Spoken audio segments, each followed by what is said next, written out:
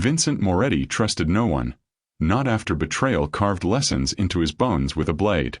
So when his newest mate arrived, too perfect, too quiet, too clean, he did what any paranoid mafia boss would do. He sent his most dangerous men to destroy her secrets. What they found instead destroyed him.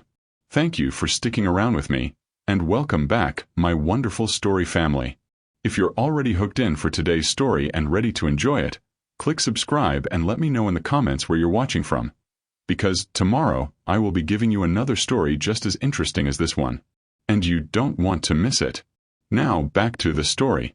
The city never slept, and neither did Vincent Moretti. From his penthouse window, 43 stories above the chaos of Manhattan, he watched New York bleed neon into the night. Car horns screamed. Sirens wailed. Somewhere below, someone was making a deal, breaking a promise, or burying a body. The city didn't care which. Neither did Vincent. He'd stopped caring about most things a long time ago. Around the same time he realized that caring got you killed. He swirled the whiskey in his glass, the amber liquid catching the light from the crystal chandelier behind him. His reflection stared back from the window.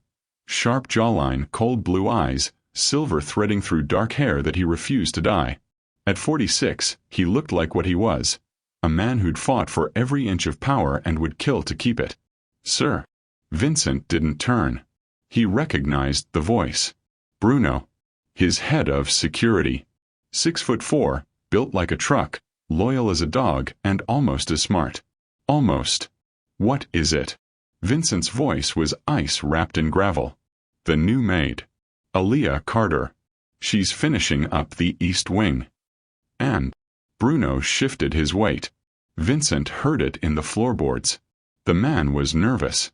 She's very thorough, sir. Finished 2 hours faster than the last 3 we hired. That's what concerns you. Efficiency.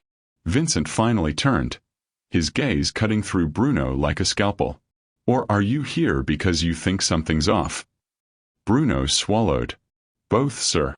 Vincent took a slow sip of whiskey, savoring the burn. Go on. She doesn't talk to anyone. Doesn't ask questions. Doesn't even look at anything she's not supposed to clean. It's like she's too perfect. Yes, sir. Vincent set his glass down on the marble table with a decisive click. Exactly what I thought. He'd noticed it from day one. 3 weeks ago, when Aaliyah Carter walked through his door for the interview, she'd barely made eye contact. Her resume was thinner than tissue paper. Previous employment at a hotel downtown, before that a diner in Brooklyn, and before that, nothing. Just a gap of 6 years with no explanation. His HR person, a woman who asked too many questions and not enough of the right ones, had hired her on the spot. She seemed sweet, the woman had gushed. And Lord knows we need someone who won't steal the silverware or sell stories to the tabloids. Sweet. Vincent didn't trust sweet. Sweet was a mask people wore when they wanted something.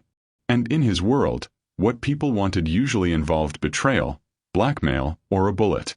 Run her background again, Vincent ordered. Deeper this time. I want to know where she buys her coffee, what books she reads, and who she calls at night. Everything. Bruno nodded. Already on it, sir. But so far, there's nothing. No social media. No criminal record. No family we can trace.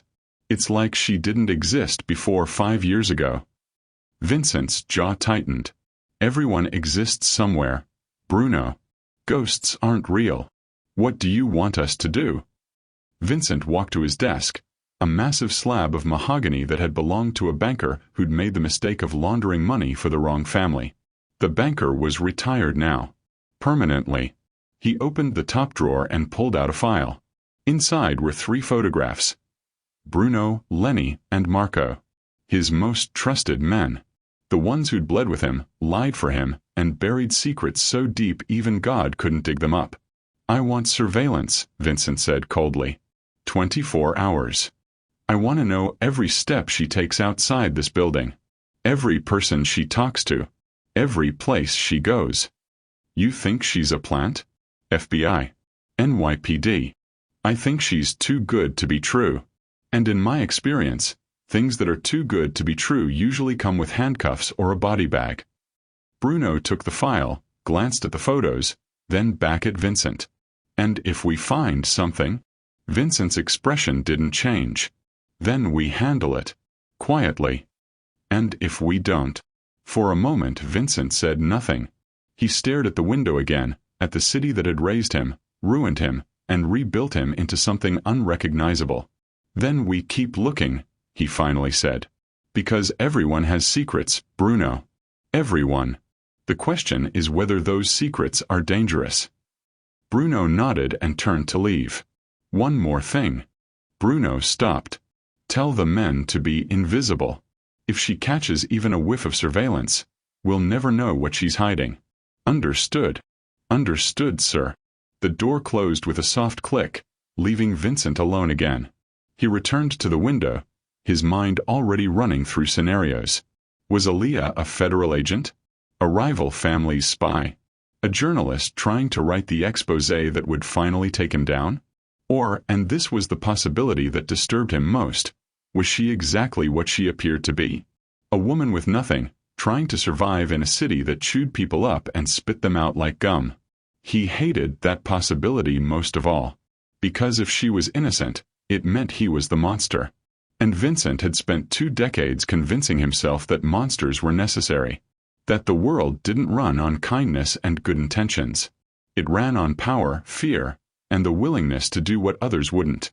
He'd built an empire on that philosophy. But lately, just lately, he'd started to wonder if empires built on blood ever stopped bleeding. He shook the thought away like rain off a coat. Sentiment was a luxury. And Vincent Moretti couldn't afford luxuries. Not when survival was the only currency that mattered. Aaliyah Carter learned early in life that invisibility was a survival skill. Don't be seen. Don't be heard. Don't be remembered. It was a lesson beaten into her by foster homes that cycled through children like inventory. It was reinforced by shelters where making eye contact could get you robbed. It was perfected on streets where being noticed meant being vulnerable. So when she walked through the halls of Vincent Moretti's penthouse, she became a ghost. She moved like smoke through the rooms, dusting, polishing, vacuuming, never lingering, never curious. The expensive artwork on the walls? She didn't look. Are the documents occasionally left on tables? She cleaned around them.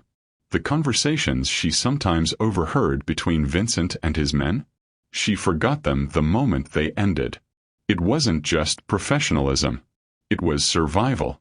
She'd heard the stories about Vincent Moretti. Everyone in New York had. The Mafia don who controlled half the city's underground. The man who made people disappear for looking at him wrong. The kind of employer who paid extremely well but expected absolute loyalty, and punished betrayal with methods that kept FBI agents awake at night. When Aaliyah had been offered the job, her first instinct was to run. But desperation had a way of making dangerous things look like opportunities. She needed the money. Not for designer bags or fancy dinners. She needed it for Hope House, the community center in Brooklyn where she spent every evening teaching kids who'd been forgotten by everyone else. Kids like she used to be. So she took the job, kept her head down, and prayed that invisibility would be enough. It had been working. Until tonight. Aaliyah pushed her cleaning cart down the hallway, the wheels squeaking softly against the marble floor. It was nearly 9 p.m. Most of the staff had gone home. The penthouse was quiet except for the distant hum of the city below and the occasional sound of Vincent's voice from his office. She was about to turn the corner toward the service elevator when she heard footsteps behind her. Heavy. Deliberate. Close. Her heart jumped into her throat. She didn't turn around. Didn't speed up. Just kept pushing the cart at the same steady pace, even though every instinct screamed at her to run. Evening. The voice was deep, rough, like gravel scraping concrete. Aaliyah stopped and turned slowly. One of Vincent's men stood behind her. Bruno, she thought his name was. Built like a mountain, with a scar running down his left cheek and eyes that assessed her like she was a potential threat. "Evening, sir," she said softly, keeping her gaze lowered. "Working late. Just finishing the East Wing. I'll be out of your way in 10 minutes. Bruno nodded slowly. Too slow. Like he was memorizing her face. You do good work, he said. Mr. Moretti noticed. Aaliyah's stomach tightened. Being noticed was the last thing she wanted. Thank you, sir. I just try to do my job. Yeah. That's what I told him. Bruno took a step closer. You like working here? Yes, sir. Very much. No complaints. No problems. None, sir. He studied her for another long moment, then stepped aside. Good. Have a safe trip home. Thank you, sir. Aaliyah pushed the cart past him, every muscle in her body tense. She could feel his eyes on her back, watching, measuring, judging. She didn't exhale until she was in the service elevator with the doors closed. Her hands were shaking. What was that? She'd been careful. So careful. She didn't snoop. Didn't gossip. Didn't give anyone a reason to notice her. So why did it feel like she was being interrogated? The elevator descended, and Aaliyah closed her eyes, forcing herself to breathe. Just paranoia. You're fine. Keep your head down and you'll be fine. But the knot in her stomach disagreed. From the security room, Bruno watched the elevator camera feed as Aaliyah descended. Lenny sat beside him, fingers flying across the keyboard as he pulled up footage from the last 3 weeks. Well, Lenny asked, what do you think? I think she's either the best actress I've ever seen, or she's genuinely terrified of us. That's not exactly unusual. Most people are terrified of us. Bruno grunted. Yeah, but usually they're better at hiding it. She practically stopped breathing when I walked up. Marco leaned against the wall behind them, arms crossed. So what's the play? Should we follow her tonight? That's the order. Boss wants to know where she goes, who she sees, what she does. Bruno stood up, cracking his knuckles. Lenny, you stay here and monitor her phone and digital footprint, if she has one. Marco, you take the car. I'll follow on foot. Let's see what secrets Miss Carter is hiding. Lenny pulled up Aaliyah's employee file on the screen. It was pathetically thin. No emergency contacts. No references. Previous address listed as a Brooklyn apartment building that, according to records, had been condemned 2 years ago. This doesn't make sense, Lenny muttered. Nobody's this clean. Where's her family? Friends? Hell, where's her life? That's what we're about to find out, Bruno said, heading for the door. Marco followed, but paused at the threshold. You ever think maybe the boss is being paranoid? I mean, the girl cleans toilets for a living. What's she gonna do, scrub him to death? Bruno's expression darkened. The last time the boss ignored his instincts about someone, we lost 3 good men and $500,000 in product. So no, Marco. I don't think he's being paranoid. I think he's being smart. And if she's innocent, then we apologize and move on. But if she's not... Bruno's hand instinctively moved to the gun holstered under his jacket. Then we handle it before it handles us. Aaliyah stepped out of the service entrance into the cool November night. The city greeted her with its usual symphony of noise, traffic, voices, distant music bleeding from a car stereo. She pulled her worn coat tighter and started walking toward the bus stop 3 blocks away. She didn't notice the black sedan that pulled away from the curb behind her. Didn't see Bruno exit through a side door, keeping a careful distance. Didn't realize that every step she took was being watched, recorded, and analyzed. All she thought about was getting to Hope House before the kids gave up on her. Because those kids, the ones with nowhere else to go, no one else to believe in them, they were the only thing in her life that mattered. They were the reason she endured Vincent Moretti's cold stares and his enforcer's suspicious questions. They were the reason she worked herself to exhaustion every single day. They were her purpose. And she'd be damned if some paranoid crime lord's trust issues were going to take that away from her. The bus ride took 40 minutes. Aaliyah sat in the back, earbuds in but no music playing, just white noise to discourage conversation. She watched the city change outside her window. Manhattan's gleaming towers gave way to Brooklyn's grittier streets. Boutique coffee shops became bodegas. Designer boutiques became check-cashing stores. This was the New York that tourists didn't photograph. The one where people survived instead of thrived. The one Aaliyah understood. She got off at a stop where graffiti tagged every surface, and broken streetlights created pools of shadow. A group of teenagers huddled on the corner, eyeing her as she passed. She kept her head down, walked with purpose, and tried not to look like prey. 2 blocks later, she reached Hope House. The building looked like it was held together by prayers and peeling paint. The sign above the door flickered. Half the letters burned out. But warm light glowed through the windows, and she could hear voices inside. She was home. Aaliyah pushed open the door and was immediately swarmed. "Miss Aaliyah. You're late. I finished my homework, look." Small hands grabbed hers. Bright eyes looked up at her. Smiles that were missing teeth or shadowed by worry or brightened by the simple fact that someone had shown up. Someone had cared enough to come. I know, I'm sorry," Aaliyah laughed, setting down her bag. "Work ran late. But I'm here now. Did everyone eat?" "Mrs. Rodriguez brought pizza," a girl named Destiny announced proudly. "Only 2 slices each though," added a boy named Jamal, clearly disappointed. "Then let's make sure everyone gets help with their homework so we can play games before bedtime." "Sound good." A chorus of agreement. For the next 3 hours, Aaliyah did what she did every night. She helped with math problems and reading assignments.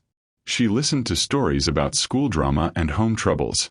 She tied her shoes, wiped her tears, and reminded kids that they mattered. That they had value. That someone believed in them. She spent money she didn't have on books and snacks, because the center's funding was almost non-existent, and most of these kids went home to empty refrigerators, if they went home at all. And she never, not once, thought about the fact that she was being watched. Outside, Bruno stood in the shadows across the street, binoculars trained on the windows. Marco sat in the sedan nearby, camera with a telephoto lens capturing everything. "This doesn't make sense," Marco muttered into his comm. Bruno's voice crackled back. "What doesn't?" "She's teaching. Like actually teaching. There are kids everywhere. She's helping them with homework." Silence on the line. Then, "Any adults? Anyone who looks like a handler or a contact?" "Just an old lady who looks about 100 and brought pizza. No one is suspicious. No one who even remotely looks like law enforcement or a rival family." More silence. "Keep watching. Maybe this is a cover. Maybe the meeting happens later." But as the hours passed, no meeting happened. Aaliyah just helped kids. When the center finally closed at midnight, she walked back to the bus stop alone. Bruno and Marco followed, expecting her to deviate to make a call, to do something that would justify the surveillance. Instead, she went to a tiny basement apartment in a building that should have been condemned, climbed down rusty steps, and disappeared inside. Lenny's voice came through the comm. "I'm looking at her bank records. Guys, she's broke. Like, genuinely broke.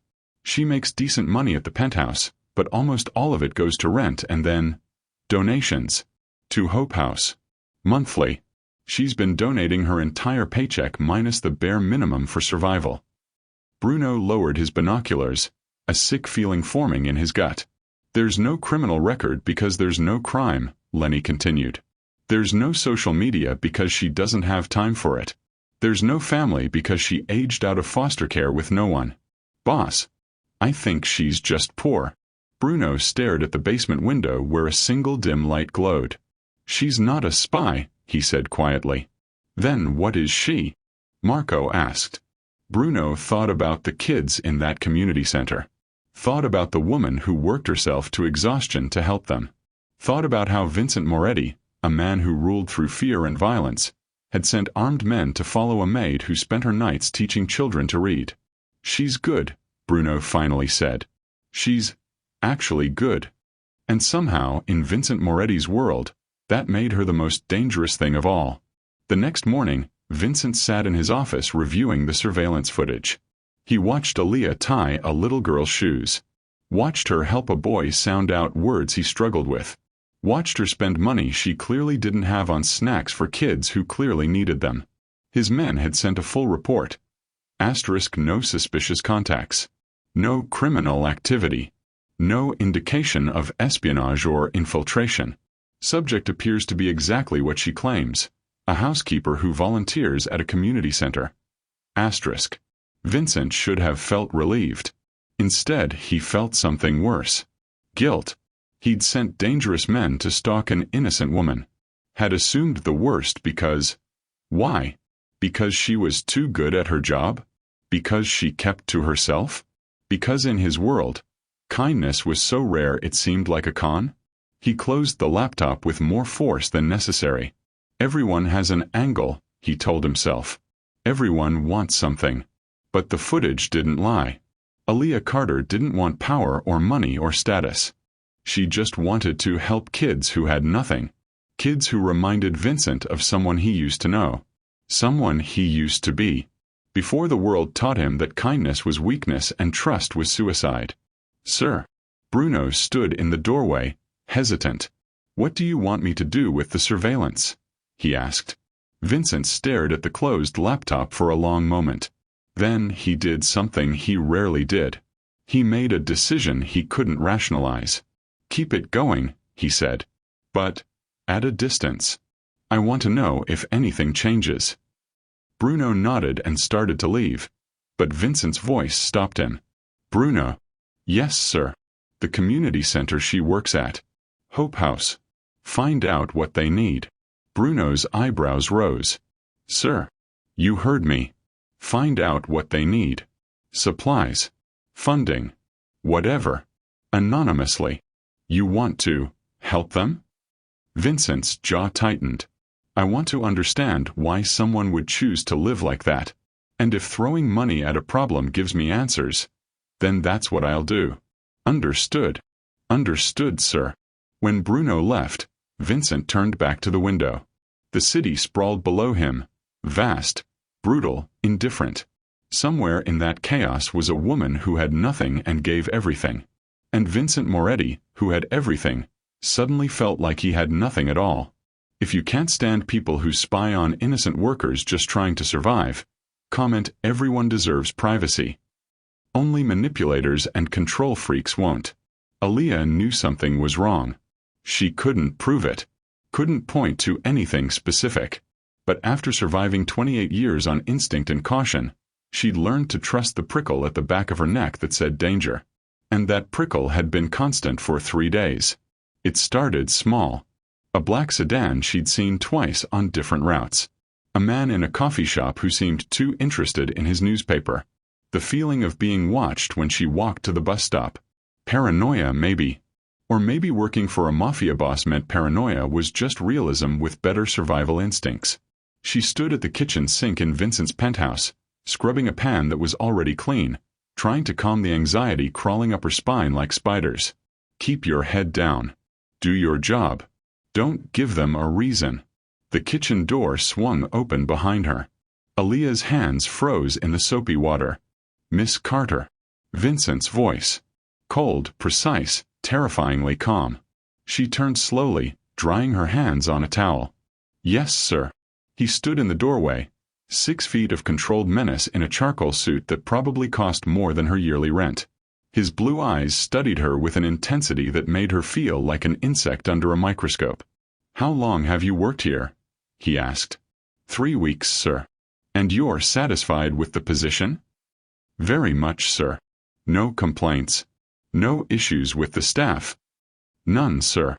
He took a step closer. Aaliyah fought the urge to step back.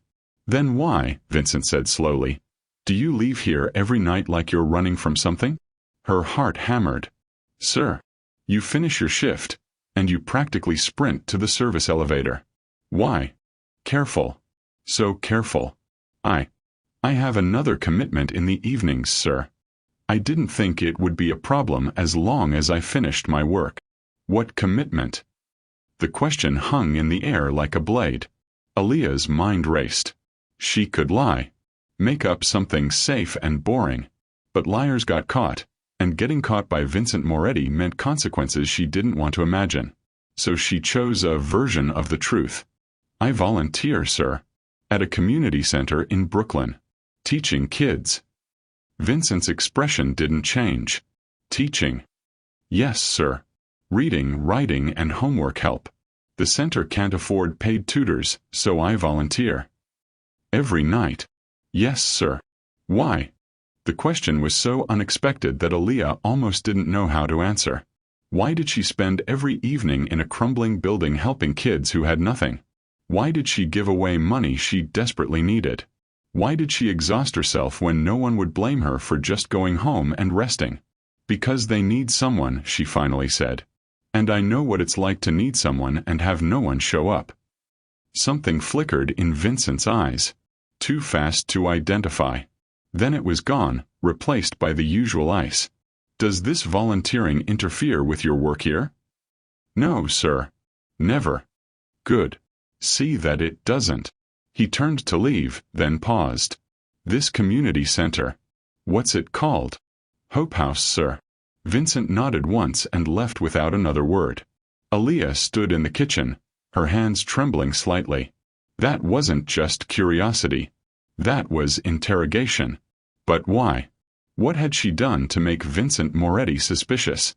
Vincent returned to his office, closing the door with deliberate care. His hands were shaking. Not from fear. Not from anger. From recognition. Hope House. The name hit him like a fist to the chest. 23 years ago, when Vincent was still Vince, before the violence, before the empire, before he became the monster the city whispered about, he'd done something good. He'd been 23 years old, fresh out of a brutal childhood, newly involved with the family business but not yet consumed by it. He'd had money for the first time in his life and a naive belief that maybe he could make a difference. So he'd founded a literacy program. Anonymous. Untraceable. Funded through shell companies and signed with only his initial, V. The program was designed to help kids in underserved neighborhoods. Kids like he'd been. Kids who needed someone to believe they were worth investing in. He'd poured money into it for 3 years. Then his mentor was murdered. Vincent's world collapsed. The family business pulled him deeper. Survival stopped being about helping others and started being about eliminating threats. He'd abandoned the program. Forgot about it. Buried it under layers of violence and pragmatism. But apparently it hadn't died. Apparently, Hope House was still running on the foundation he'd built over 2 decades ago. And Aaliyah Carter, the maid he'd suspected of espionage, was volunteering there. Vincent pulled up the surveillance footage again. Watched her laugh with a little girl. Watched her patiently help a struggling reader.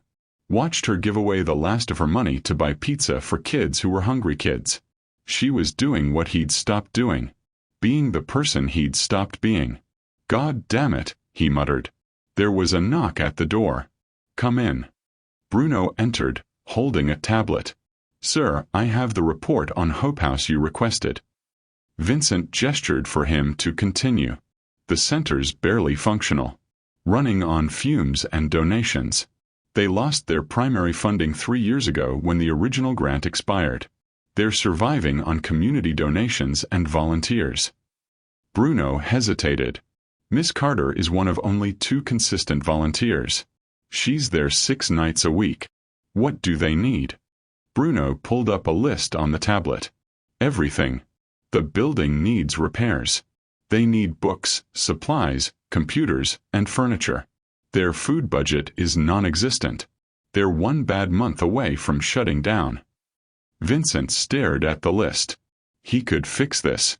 Easily. Write a check and make all their problems disappear. But that would mean acknowledging the past. Confronting the person he used to be. Admitting that maybe, just maybe, he'd lost something important when he decided kindness was weakness. Sir. Bruno prompted. Vincent made a decision. Set up a donation. Anonymous. Enough to cover their immediate needs and keep them operational for 6 months. How much are we talking? I don't care. Just do it. Bruno nodded. Anything else? Yes. I want you to stop following Miss Carter. Bruno blinked. Sir. You heard me. Pull the surveillance. She's not a threat. Are you sure? Vincent looked at the frozen image on his screen, Aaliyah kneeling beside a child, her expression patient and kind. I'm sure. She's exactly what she appears to be, which makes her the rarest thing in New York. What's that, sir? Genuine. After Bruno left, Vincent sat alone in his office, wrestling with feelings he'd spent 2 decades burying. Guilt. Regret. Something that felt dangerously close to shame. He'd built an empire on suspicion and violence. Had convinced himself it was necessary. That the world didn't reward kindness. But Aaliyah Carter had nothing and gave everything. And she seemed more at peace than Vincent had felt in 20 years. Maybe I'm the one who's broken, he thought. Then he poured himself a drink and tried to drown the thought before it could take root. That evening, Aaliyah arrived at Hope House to find chaos. Miss Aaliyah. Miss Aaliyah. Destiny ran up to her, practically vibrating with excitement. Someone donated money. A lot of money. Mrs. Rodriguez, the elderly woman who ran the center on sheer determination and prayer, stood in the middle of the room holding a letter, tears streaming down her face. Aaliyah, she breathed. It's a miracle. Someone donated $50,000. Aaliyah's bag slipped from her shoulder. What? Anonymous donor. The letter says it's for repairs, supplies, and operational costs. It's enough to keep us running for months. Maybe a year if we're careful.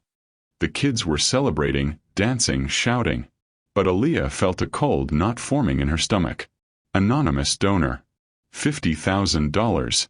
Right after Vincent Moretti asked about Hope House. No. This couldn't be connected. Could it? Why would a mafia boss donate to a community center? It didn't make sense. Unless he was testing her somehow. Setting a trap. Creating a situation where she'd be indebted to him. Or maybe she was being paranoid. Maybe this was just a coincidence. In Vincent Moretti's world, there are no coincidences, a voice whispered in her head. Aaliyah. Mrs. Rodriguez touched her arm. Are you okay? You look pale. I'm fine, Aaliyah lied. Just surprised. That's wonderful news. But wonderful didn't describe the sick feeling in her stomach. Someone was watching her. Someone knew about Hope House. And if that someone was Vincent Moretti, she had no idea what it meant.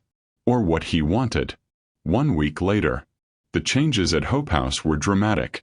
Contractors arrived to fix the leaking roof. New books appeared. Computers were delivered. The refrigerator was stocked with healthy food for the first time in years. Mrs. Rodriguez called it a blessing. The kids called it magic. Aaliyah called it terrifying. Because she'd seen the paperwork. The donation had come through a shell company. The kind of shell company that people like Vincent Moretti used to hide money trails. She couldn't prove it was him. But she knew. And knowing meant she had a choice to make. She could confront him. Demand to know why he was involving himself in her life. Or she could stay silent, keep her head down, and pray this was just some wealthy man's guilty conscience and not something more dangerous. She chose silence. But silence didn't stop her from noticing things. Like the way Vincent looked at her differently now. Not with suspicion, but with something she couldn't identify. Something that looked almost like curiosity, respect. Or maybe she was imagining it. One evening as she was cleaning the library, Vincent walked in. Aaliyah immediately straightened. I'm sorry, sir. I didn't know you were using this room. I can come back. Stay. She froze. Vincent walked to the window, hands in his pockets, staring out at the city. The community center you volunteer at. How long have you been going there? Here it was. The conversation she'd been dreading. 2 years, sir. And before that, I was one of the kids who needed help there. When I aged out of foster care, Hope House gave me a place to go. Taught me things the system didn't. When I got stable enough, I started volunteering. Paying it forward. Vincent was quiet for a long moment. You give away most of your paycheck, he said. It wasn't a question. Aaliyah's blood ran cold. He'd been looking into her finances. I give what I can spare, sir. That's more than you can spare. She didn't know what to say to that. Vincent turned to face her. Why do you do it? You barely make enough to survive. Why give it away? Aaliyah met his eyes for the first time since she'd started working for him. Because money comes and goes, sir. But those kids, if no one invests in them, they'll believe they're not worth investing in. And that belief will destroy them faster than poverty ever could. Something cracked in Vincent's expression. Just for a second. Then it was gone. You really believe that? He asked quietly. I know it, sir. I lived it. Vincent nodded slowly. Then, to her complete shock, he pulled out his wallet and handed her $500 bills. Sir, I can't. It's not for you. It's for them. Buy them what they need. Aaliyah stared at the money like it might bite her. Why? Because you're right. And because I used to believe the same thing. Before I forgot. He left the room before she could respond. Aaliyah stood there, holding $500, her mind spinning. Vincent Moretti, the cold, brutal, paranoid crime lord, had just donated money directly to her. Not through a shell company. Not anonymously. Directly. Who are you? She wondered. And more importantly, who were you before you became this? Vincent returned to his office and pulled out a file he hadn't opened in 23 years. Inside were documents from the literacy program he'd founded. Letters from the first kids who'd been helped. Photos of the community centers that had been built with his money. And at the bottom, a single photograph. 13-year-old Vince, skinny and defiant, was standing outside a library that had given him books when he had nothing else. The librarian who'd believed in him was in the photo too. Mrs. Chen. She'd told him something he'd never forgotten. You're going to have a choice, Vincent. Between becoming bitter about what you didn't have, or becoming generous with what you do have. Choose carefully. Because that choice will define your entire life. He'd chosen bitterness. Chosen survival over generosity. Built an empire on the belief that the world was cruel and kindness was for people who didn't understand how things really worked. But Aaliyah Carter understood exactly how cruel the world was. And she chose kindness anyway. Maybe Vincent thought I chose wrong. The thought was dangerous. Revolutionary. Terrifying. Because if he'd chosen wrong, it meant 20 years of his life had been built on a lie. And Vincent Moretti didn't know how to live with that. If you believe people who abuse their power to spy on innocent workers are the problem, hit subscribe. Only paranoid control freaks who can't trust anyone won't. The rumors started small. Whispers in back rooms. Glances exchanged between soldiers. Questions were asked in low voices when they thought Vincent couldn't hear. The boss is different. Distracted. Soft. In Vincent Moretti's world, soft was a death sentence. It started when he canceled a meeting with the Gambino family to review security footage of Hope House receiving their donation. Then he refused to authorize a hit on a rival who'd been skimming territory, saying he wanted to explore alternative solutions. Alternative solutions. Men who'd worked for Vincent for 15 years had never heard him use those words. Then came the night he was supposed to attend a high-stakes poker game with city officials he had in his pocket, a monthly ritual of bribes disguised as entertainment, and instead, he spent 3 hours watching surveillance footage of Aaliyah teaching a dyslexic kid to read. Bruno noticed first. Then Lenny. Then Marco. And when 3 loyal soldiers all notice the same thing, it becomes a problem. He's compromised, Marco said, keeping his voice low in the security room. It was 2 a.m. Vincent was asleep. This was the only time they could talk freely. Compromised how? Lenny asked, though he already knew. The maid. It's obvious. He's obsessed with her. He's not obsessed, Bruno said carefully. He's interested. Same thing. And it's dangerous. Marco leaned against the desk. You know what happened to Castellano when he got distracted by his maid. His own people took him out. Bruno's jaw tightened. Paul Castellano, former head of the Gambino family, had been murdered in 1985, partly because his relationship with his maid had made him seem weak and disconnected. Vincent's not Castellano, Bruno said. Not yet. but he's headed that direction. Missing meetings? Donating to charity? Talking about alternative solutions. Marco shook his head. The families are already noticing. If he doesn't get his head back in the game, someone's going to make a move. So what do you suggest? Lenny asked. Marco's expression hardened. We remove the distraction. Bruno stood up so fast his chair crashed backward.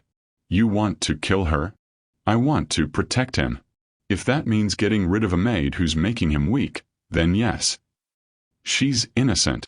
So was every civilian who got caught in crossfire.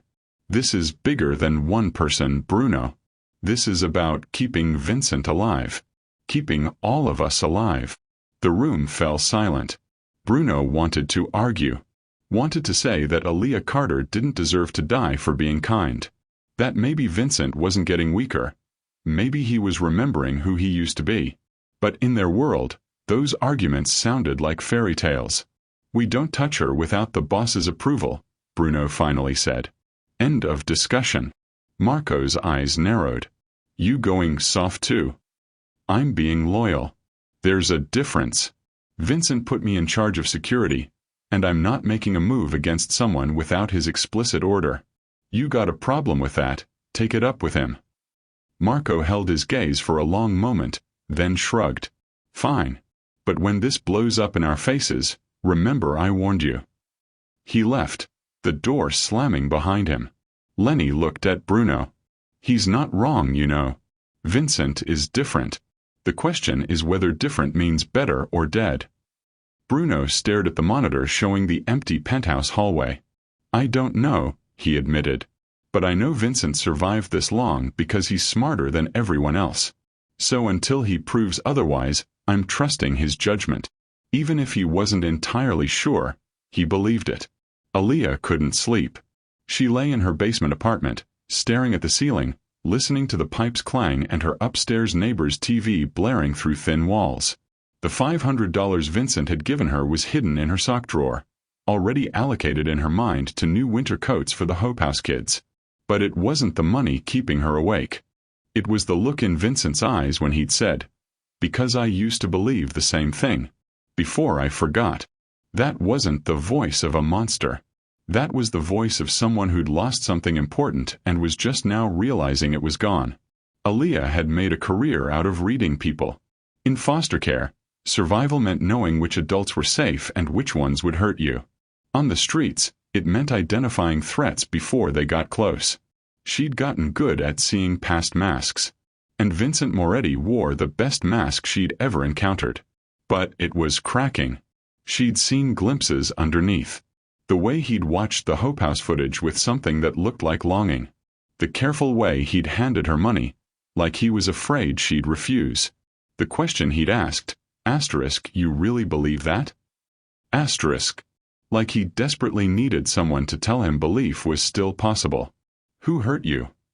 Asterisk, she wondered. Asterisk, who made you think kindness was weakness? Her phone buzzed. She grabbed it, squinting at the screen. A text from Mrs. Rodriguez. Someone tried to break into Hope House tonight.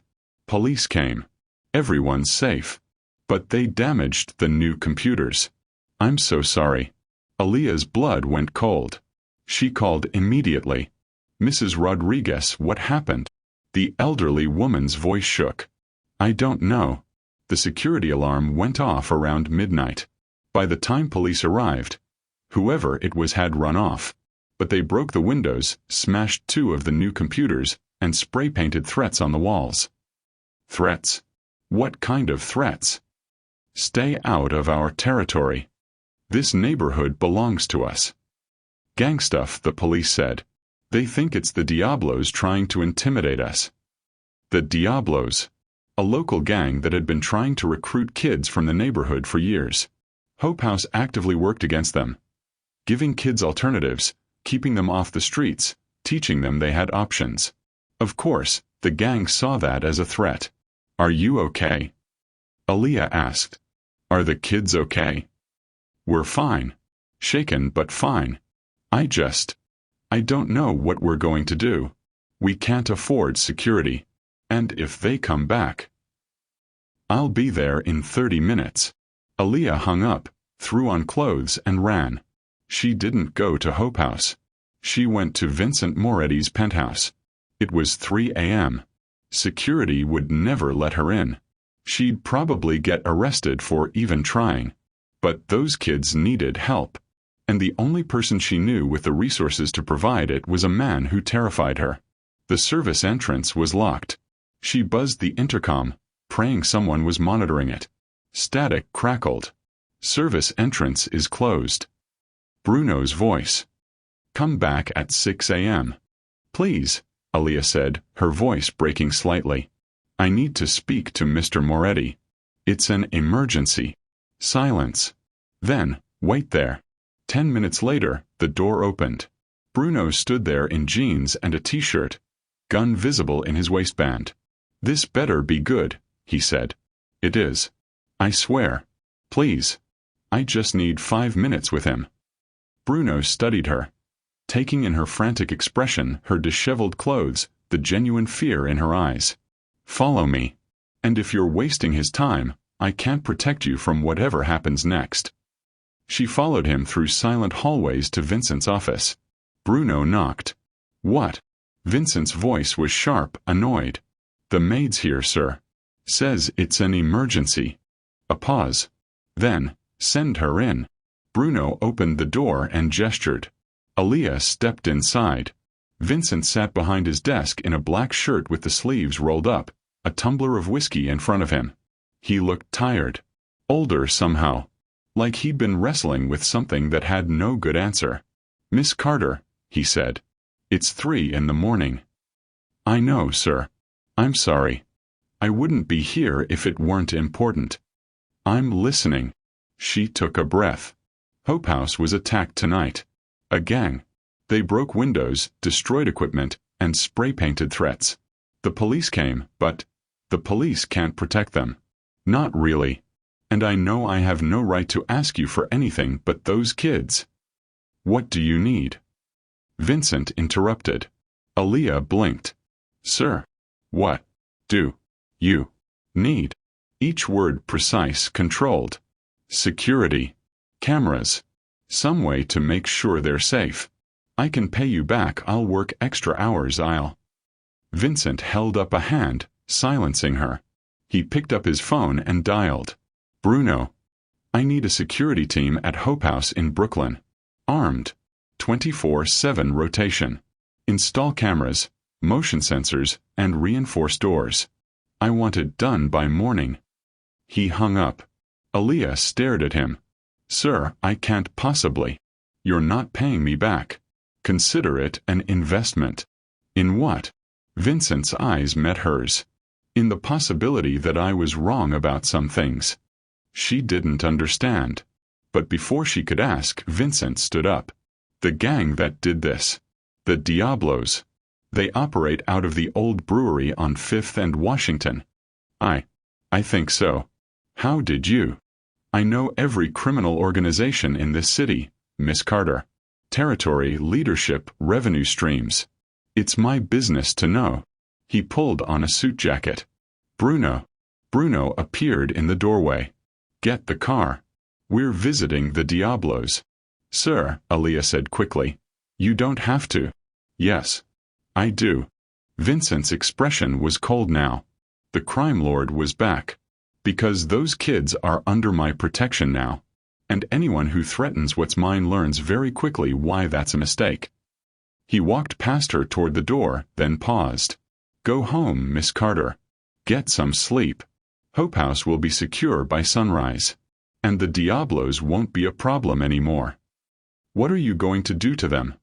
She asked quietly. Vincent's smile was razor-sharp and completely devoid of warmth. Have a conversation. I'm very persuasive. The brewery was abandoned, at least, that's what city records said. In reality, it was the Diablos' main base. Drug packaging. Weapons storage.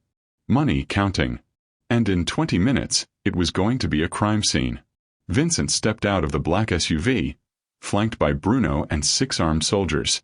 They moved like shadows through the darkness, entering through a side door that had been helpfully left unlocked. The Diablo's lookout never saw them coming. One moment, he was texting on his phone. Next, Bruno had him in a chokehold. Stay quiet or die loud. Your choice. The kid, couldn't have been more than 19, nodded frantically. They moved deeper into the building. Found the main room where 15 gang members were counting money and packaging heroin. Vincent walked in like he owned the place. Which, in about 5 minutes, he effectively would. The gang members jumped up, reaching for weapons. Vincent's men were faster. Guns were drawn. Lasers painted targets on foreheads and chests. Gentlemen, Vincent said calmly. My name is Vincent Moretti. Some of you may have heard of me. The color drained from several faces. I'm here about Hope House. You damaged property that's under my protection. Threatened children who are under my protection. That was unwise. The gang leader, a man covered in tattoos with a scar bisecting his lip, stepped forward. That's our territory. We don't answer to. Vincent moved so fast it seemed like teleportation. One moment, he was 10 feet away. Next, he had the gang leader slammed against the wall, forearm across his throat. Let me be extremely clear, Vincent said, his voice quiet and more terrifying for it. Hope House is mine. The 3-block radius around it is mine. Any child who walks through those doors is mine. And if you or any of your people so much as look in that direction again, I will burn this operation to the ground and bury you in the ashes. Understood. The gang leader couldn't speak, could only nod frantically. Vincent released him. As of tonight, you have new territory boundaries. Stay west of Brighton Avenue. Everything east belongs to me. You'll receive a map tomorrow outlining exactly where you're allowed to operate. If I find you've crossed those boundaries, there won't be a second warning. There won't be a conversation. There will just be funerals. He turned to leave, then paused. Oh, and you'll be making monthly donations to Hope House. $5,000. Consider it rent for the privilege of continuing to exist in my city. We don't have that kind of. Vincent gestured. Bruno fired a single shot into the ceiling. Plaster rained down. Find it, Vincent said. Or I'll find it for you. Along with your internal organs. He walked out, leaving shocked silence behind. In the SUV, Bruno exhaled slowly. Sir, that was different. Different how? Usually, you'd have just eliminated them. They took their territory. But you negotiated. Set boundaries. Why? Vincent stared out the window at the city bleeding light into the pre-dawn darkness. Because Aaliyah Carter is teaching me that there might be a difference between necessary violence and unnecessary violence. And I'm trying to figure out which is which. Bruno didn't respond. Didn't know how to. Because in 15 years of working for Vincent Moretti, he'd never heard the man admit he was learning anything from anyone, let alone from a maid. By the time Aaliyah arrived at Hope House the next morning, the transformation was complete. Security cameras are mounted at every entrance. Reinforced doors with new locks. Motion sensor lights. And 2 men in suits standing outside, polite but clearly dangerous. Mrs. Rodriguez met her at the door, eyes wide. Aaliyah, what did you do? I asked for help, Aaliyah said quietly. From who? Before she could answer, a delivery truck pulled up. Workers began unloading boxes. New computers, furniture, supplies. A man in an expensive suit approached with a clipboard. Delivery for Hope House. Where would you like everything? Mrs. Rodriguez looked at Aaliyah, then at the supplies, then back at Aaliyah. I don't understand. We didn't order any of this. Courtesy of Mr. Moretti, the deliverman said. Everything's been paid for. Installation, setup, the works. After he left, Mrs. Rodriguez pulled Aaliyah aside. Vincent Moretti? The Vincent Moretti?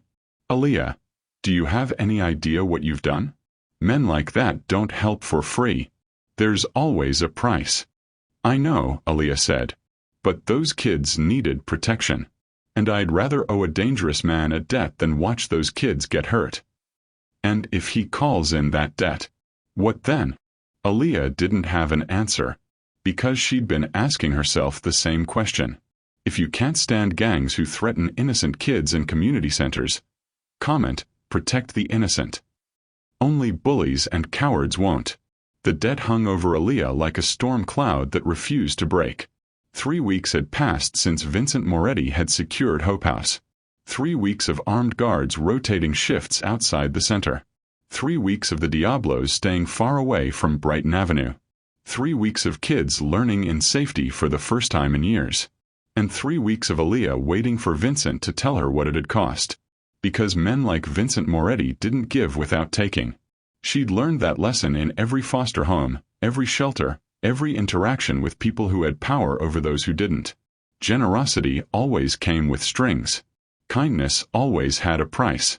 And the longer you went without paying, the more interest accumulated. So she worked harder, stayed later, cleaned more thoroughly, took on tasks that weren't in her job description, hoping that maybe, just maybe, the debt could be paid in labor instead of something darker. But Vincent never asked for anything. In fact, he barely spoke to her at all. He'd pass her in hallways and nod. Once, he'd thanked her for reorganizing his library. Another time, he'd asked if she needed anything. Actually asked, as her comfort mattered. It was unsettling. More unsettling than threats or demands would have been. Because Aaliyah understood threats. Understood demands. Understood the transactional nature of survival. What she didn't understand was a mafia boss who protected children, donated to community centers, and asked his maid if she needed anything. It didn't fit. And things that didn't fit were dangerous. Vincent was losing control. Not of his organization. That was running as efficiently as ever. Not of his territory. That was secure and expanding. Not of his enemies. They were still appropriately terrified. He was losing control of himself. It started small.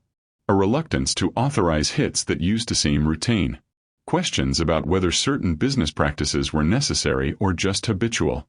Moments where he'd pause before making decisions and ask himself, is this who I want to be? That last question was the most dangerous. Because for 20 years, Vincent hadn't cared who he was. He'd cared about survival, power, and control. Identity was irrelevant. Results were everything. But Aaliyah Carter had somehow cracked that certainty. He'd watched surveillance footage of her at Hope House. Yes, he'd kept the cameras running, though now it felt less like surveillance and more like observation, curiosity, maybe even admiration. He'd watch her spend an hour helping a kid understand fractions.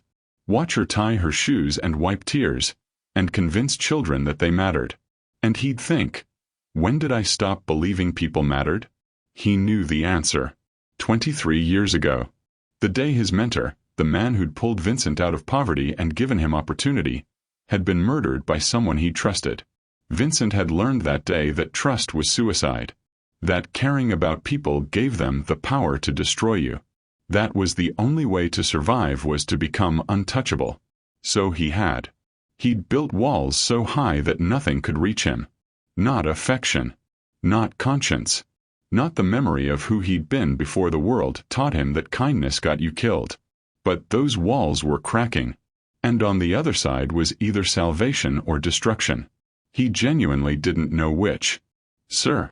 Vincent looked up from his desk.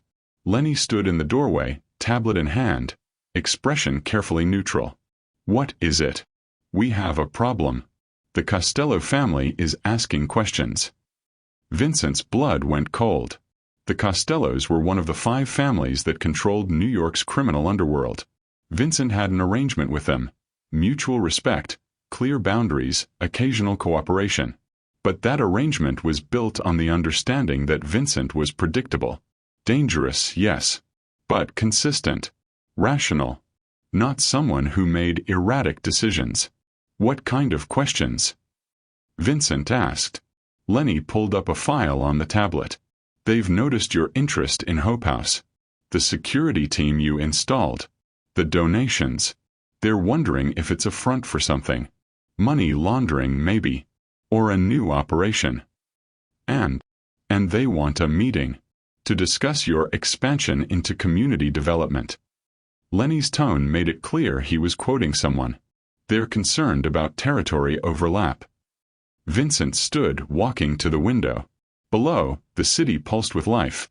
Millions of people living, dying, surviving, thriving, all in the same concrete jungle. When do they want to meet? Tomorrow night. Russo's restaurant. Neutral ground. Vincent nodded. "Tell them I'll be there." After Lenny left, Vincent stood at the window for a long time. The Costellos weren't stupid. They'd sensed change. Weakness, maybe. Or at least uncertainty. And in their world, uncertainty invited challenge. He had two choices. He could explain Hope House, admit that his interest was personal, not professional, that he was trying to reconnect with something he'd lost, that Aaliyah Carter had reminded him that people could still choose kindness even when the world gave them every reason not to. Or he could lie. Create a cover story. Turn Hope House into a legitimate front operation and protect Aaliyah and the kids by making them part of his criminal empire. Both options felt like betrayal. Of himself or of her. He didn't know which was worse. Aaliyah was stacking books in the penthouse library when Vincent walked in. She straightened immediately. "I'm sorry, sir. I didn't know you'd be using this room. I can stay." That word again. The one that made her heart skip. Vincent closed the door behind him. Not threatening, just private. "I need to ask you something," he said. "Of course, sir. Do you trust me?" The question was so unexpected that Aaliyah forgot to be careful. "I don't know," she answered honestly. Vincent almost smiled. "Almost. Good. You're smarter than I thought." He moved to the bookshelf, running his fingers along the spines. "I've done things that would horrify you. Hurt people.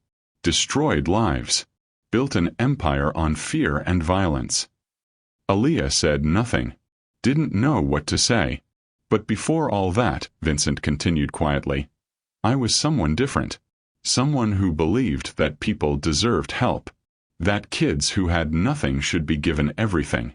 That money could be used to build instead of destroy." He pulled a book from the shelf, not looking at it, just needing something to hold. "Then that person got me hurt. Got people I cared about killed. So I buried him. Decided he was naive. Weak. A liability in a world that doesn't reward kindness." He turned to face her. "And then you showed up. Working yourself to exhaustion for children who will never be able to repay you. Giving away money you desperately need. Choosing kindness even though the world has given you every reason not to." Aaliyah's throat tightened. "You reminded me of someone I used to know," Vincent said. "Someone I used to be. And now I have a choice to make." "What choice?" she asked quietly. "Whether to protect you by lying about who you are and what Hope House means. Or to tell the truth and risk everything I've built." Aaliyah's mind raced. "I don't understand." Vincent set the book down. "There are people who are suspicious of my interest in Hope House. Powerful people. They want to know why I care about a community center in Brooklyn. And if I tell them the truth, that I care because you showed me I'd lost something important, they'll see it as weakness. They'll come after you to get to me." "Then lie," Aaliyah said immediately. "Tell them it's business. Tell them whatever you need to tell them. Those kids need Hope House. They need the security you provided. I don't care what story you tell as long as they're safe." Vincent studied her. "You'd let me turn Hope House into a front operation? Use it to launder money or run schemes? If it keeps the kids safe? Yes. Even knowing that would make you complicit? I'm already complicit. I work for you. I take your money. I accepted your help." Aaliyah took a breath. "I knew the cost when I knocked on your door at 3 in the morning. I knew men like you don't help for free. So whatever the price is, I'll pay it. Just don't let those kids get hurt." Something shifted in Vincent's expression. Something painful. "You'd sacrifice yourself for them." Without hesitation. "Why?" Aaliyah thought about the 11-year-old girl she'd been. Alone in a group home where nobody remembered her birthday. Where dinners were silent, and love was a word that applied to other people's families. Where she'd believed, truly believed, that she didn't matter. Until a volunteer had shown up. A woman who'd taken the time to teach Aaliyah to read properly. Who'd brought her books and told her she was smart. Who'd made her believe that maybe, just maybe, she was worth something. That woman had probably forgotten Aaliyah's name by now. But Aaliyah had never forgotten the gift. Because someone did it for me once, she said. And it saved my life. So if I can be that person for someone else, then everything I've survived meant something. Vincent was quiet for a long moment. Then he did something Aaliyah never expected. He told her the truth. 23 years ago, I founded a literacy program. Anonymous. I was young. Stupid. Believed I could change the world. He laughed bitterly. I funded community centers, after-school programs, and libraries. Signed everything with just my initial. V. Aaliyah's breath caught. Hope House was one of those centers, Vincent continued. I'd forgotten about it. Buried it under years of violence and survival. And then you walked into my life, working yourself to death for a program I'd abandoned. Carrying on work I'd decided didn't matter anymore. He met her eyes. You're not in my debt, Aaliyah. I'm in yours. Because you reminded me that the person I used to be wasn't weak. He was just better than what I became. Aaliyah felt tears prickling her eyes. Why are you telling me this? Because tomorrow I'm meeting with people who will want to know why I care about Hope House. And before I decide whether to lie to them, I need you to know the truth. That you're not a pawn. You're not a tool. You're the first person in 20 years who made me want to be better instead of just stronger. The vulnerability in his voice was devastating. This wasn't Vincent Moretti, the Mafia boss. This was Vince, the young man who'd believed in helping people before the world taught him it was dangerous. What do you need from me? Aaliyah asked. Permission. For what? To tell them Hope House matters to me because it matters to you. To stop hiding behind excuses and just admit that I care about something other than power. Aaliyah understood what he was asking. He was asking if she'd stand beside him when powerful people started asking questions. If she'd let herself become visible, a target, so he could stop pretending to be someone he didn't want to be anymore. It was dangerous. Possibly fatal. But looking at Vincent, at the hope and fear warring in his expression, she realized something. He'd already protected her. Had put his reputation on the line to keep Hope House safe. Had sent armed guards and donated money, and threatened gangs. Now he was asking if she'd do the same for him. If she'd help him become the person he used to be, even if it cost them both everything. Yes, she said. Whatever you need. I'm with you. Vincent exhaled like he'd been holding his breath for 20 years. This could get dangerous. I've survived worse than dangerous. They might come after you. Let them try. Vincent almost smiled. You're either very brave or very stupid. Both, probably. This time he did smile. Small but genuine. Thank you, Aaliyah. It was the first time he'd used her first name. And somehow that felt more intimate than anything else that had happened between them.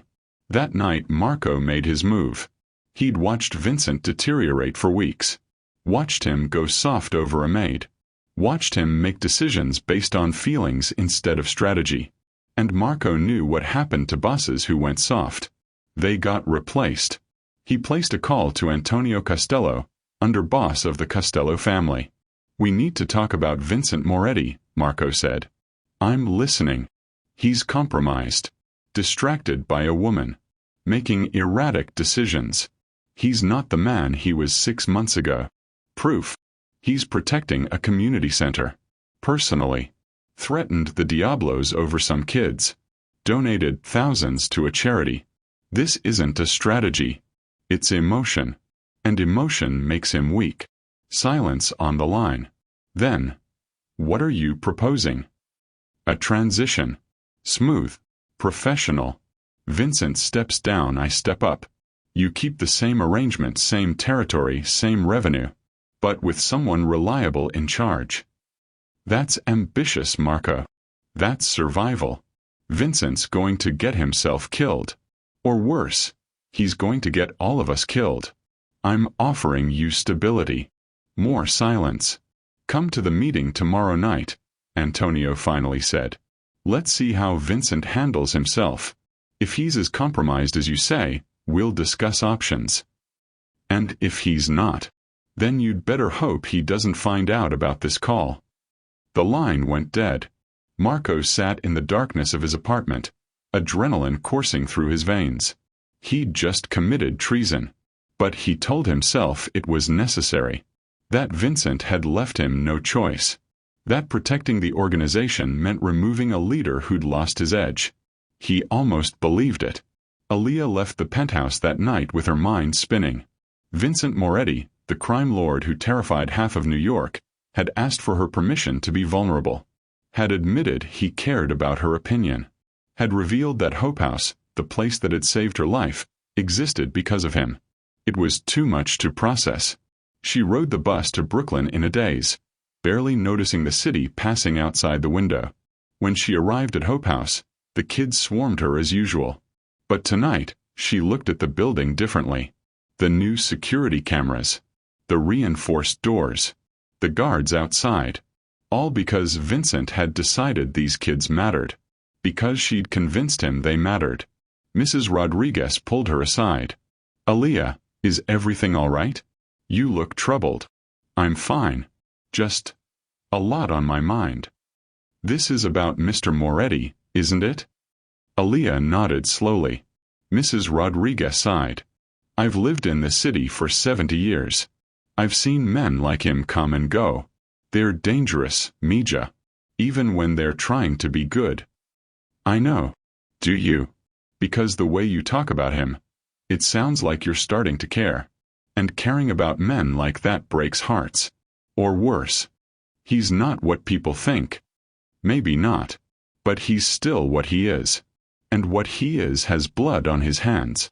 Aaliyah knew she was right. Knew that Vincent Moretti had hurt people. Destroyed lives. Built an empire on fear. But she'd also seen him watch footage of kids learning to read with something like longing in his eyes. Had heard the vulnerability in his voice when he'd admitted he'd lost something important. Had watched him choose to protect children who would never benefit him. People weren't simple. Not even Mafia bosses. I know what he is, Aaliyah said quietly. But I also know what he's trying to become. And I think that deserves a chance. Mrs. Rodriguez touched her cheek gently. Just be careful, Mija. The distance between redemption and destruction is smaller than you think. If you believe people deserve a chance to change and become better, comment redemption is possible. Only cynics who think people can't grow won't. Vincent didn't sleep that night. He stood at his penthouse window, watching the city transition from darkness to the gray pre-dawn light that made New York look almost vulnerable. Almost honest. In 12 hours, he'd sit across from Antonio Costello and explain why a Mafia boss cared about a community center in Brooklyn. And his answer would determine whether he lived or died. Not physically. Antonio wouldn't kill him at a neutral meeting. That would violate protocols that had kept the 5 families from all-out war for decades. But professionally, politically, one wrong word and Vincent would be marked as weak. Compromised. A liability. And in their world, liabilities got removed. He should have been strategizing. Planning his words carefully. Constructing a narrative that would satisfy Antonio's suspicions while protecting his interests. Instead, he kept thinking about Aaliyah's face when she'd said, "Whatever you need. I'm with you." No one had been with him, truly with him, in over 20 years. People worked for him. Feared him. Obeyed him. But nobody stood beside him. Until a maid who had every reason to hate men like him chose to believe he could be better. Stupid, he muttered to himself. You're being stupid. But he didn't stop thinking about her. Bruno found him there at dawn, still standing at the window, still dressed in yesterday's clothes. Sir, you should get some rest before the meeting. I'm fine. With respect, sir, you're not. You've been up all night. You need to be sharp for Antonio. Vincent turned to face him. You think I'm making a mistake? With Hope House? With Aaliyah? All of it? Bruno hesitated.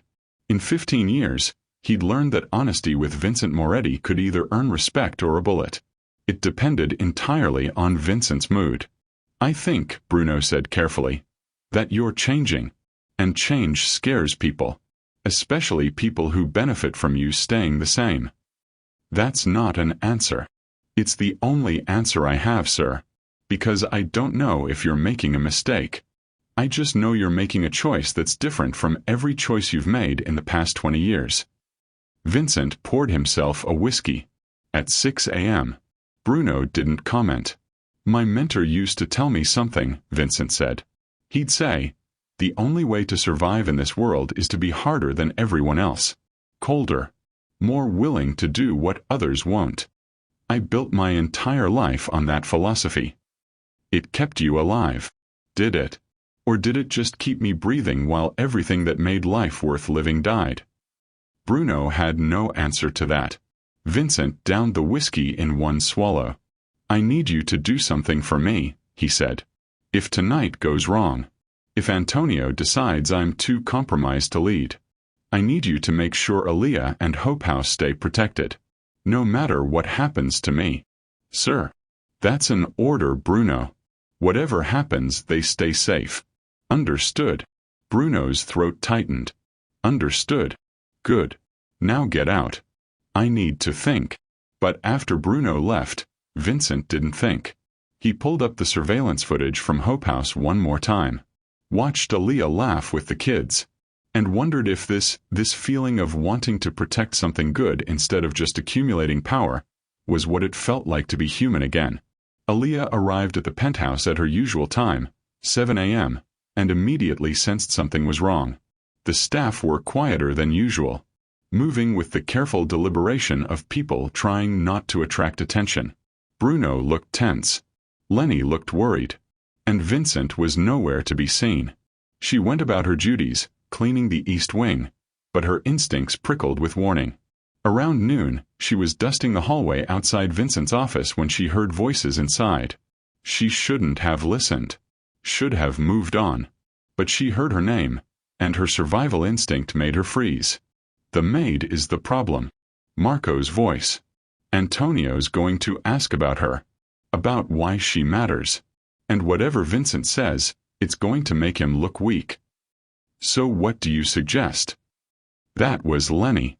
I'm suggesting we remove the variable before the meeting. Make it a non-issue. Aaliyah's blood went cold. You want to kill her? Bruno's voice, sharp with anger.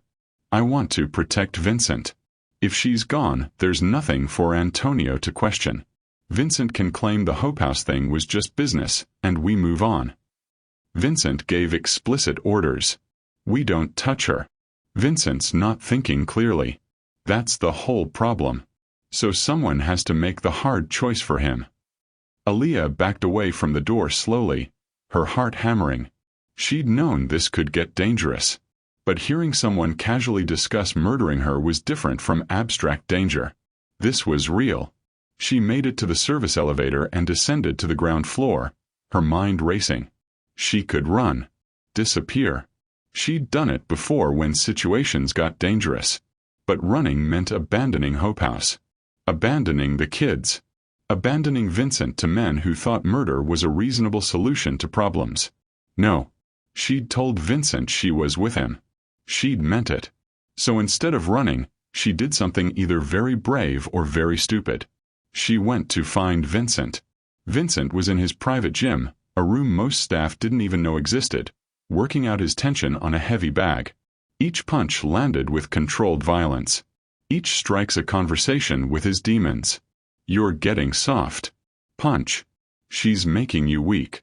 Punch. This is going to get you killed. Punch. Mr. Moretti.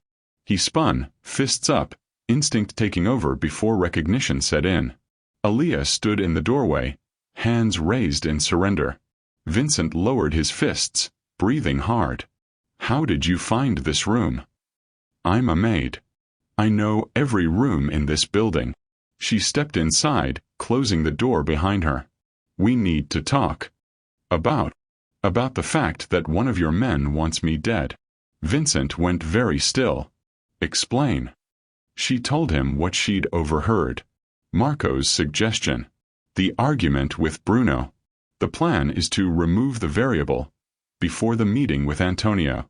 With each word, Vincent's expression grew colder. More dangerous. When she finished, he was silent for a long moment. Then he picked up his phone and made a call. Bruno. Bring Marco to the gym. No. And Bruno. He doesn't get a choice about coming. He hung up. Aaliyah watched emotions war across his face. Rage, betrayal, something that looked almost like pain. I'm sorry, she said quietly. For what? For causing problems. For making your life complicated. For. Stop. Vincent's voice was sharp. This isn't your fault. Marco made his choice. Now he'll live with the consequences. What are you going to do to him? Vincent's smile was cold. Have a conversation. 5 minutes later, Bruno arrived with Marco. Marco's expression shifted from confusion to fear when he saw Aaliyah standing beside Vincent. Sir, I can explain. Explain what? Vincent's voice was ice. Explain how you decided my orders didn't matter? Explain how you took it upon yourself to plan the murder of someone under my protection? Explain how you forgot who the fuck gives orders around here. Marco paled. I was trying to protect you. Protect the organization. She's making you weak, everyone can see it. Vincent moved. One moment, he was across the room. Next, Marco was on the ground, Vincent's hand around his throat. Let me make something very clear, Vincent said quietly. I don't need protection from a maid. I don't need you making decisions for me. And I sure as hell don't need a soldier who thinks he can countermand my direct orders. Marco struggled, face turning red. You think caring about something other than power makes me weak? Vincent continued. Let me show you what weak actually looks like. He released Marco's throat but grabbed his arm, twisting it behind his back with practiced efficiency. Marco screamed. Weak is being so terrified of change that you'd rather kill an innocent woman than adapt, Vincent said. Weak is confusing cruelty with strength. Weak is thinking that the only way to survive is to destroy anything that reminds you you're human. He twisted harder. Something cracked. Marco's scream pitched higher. Aaliyah wanted to look away. Wanted to say something. But she understood this wasn't about Marco anymore.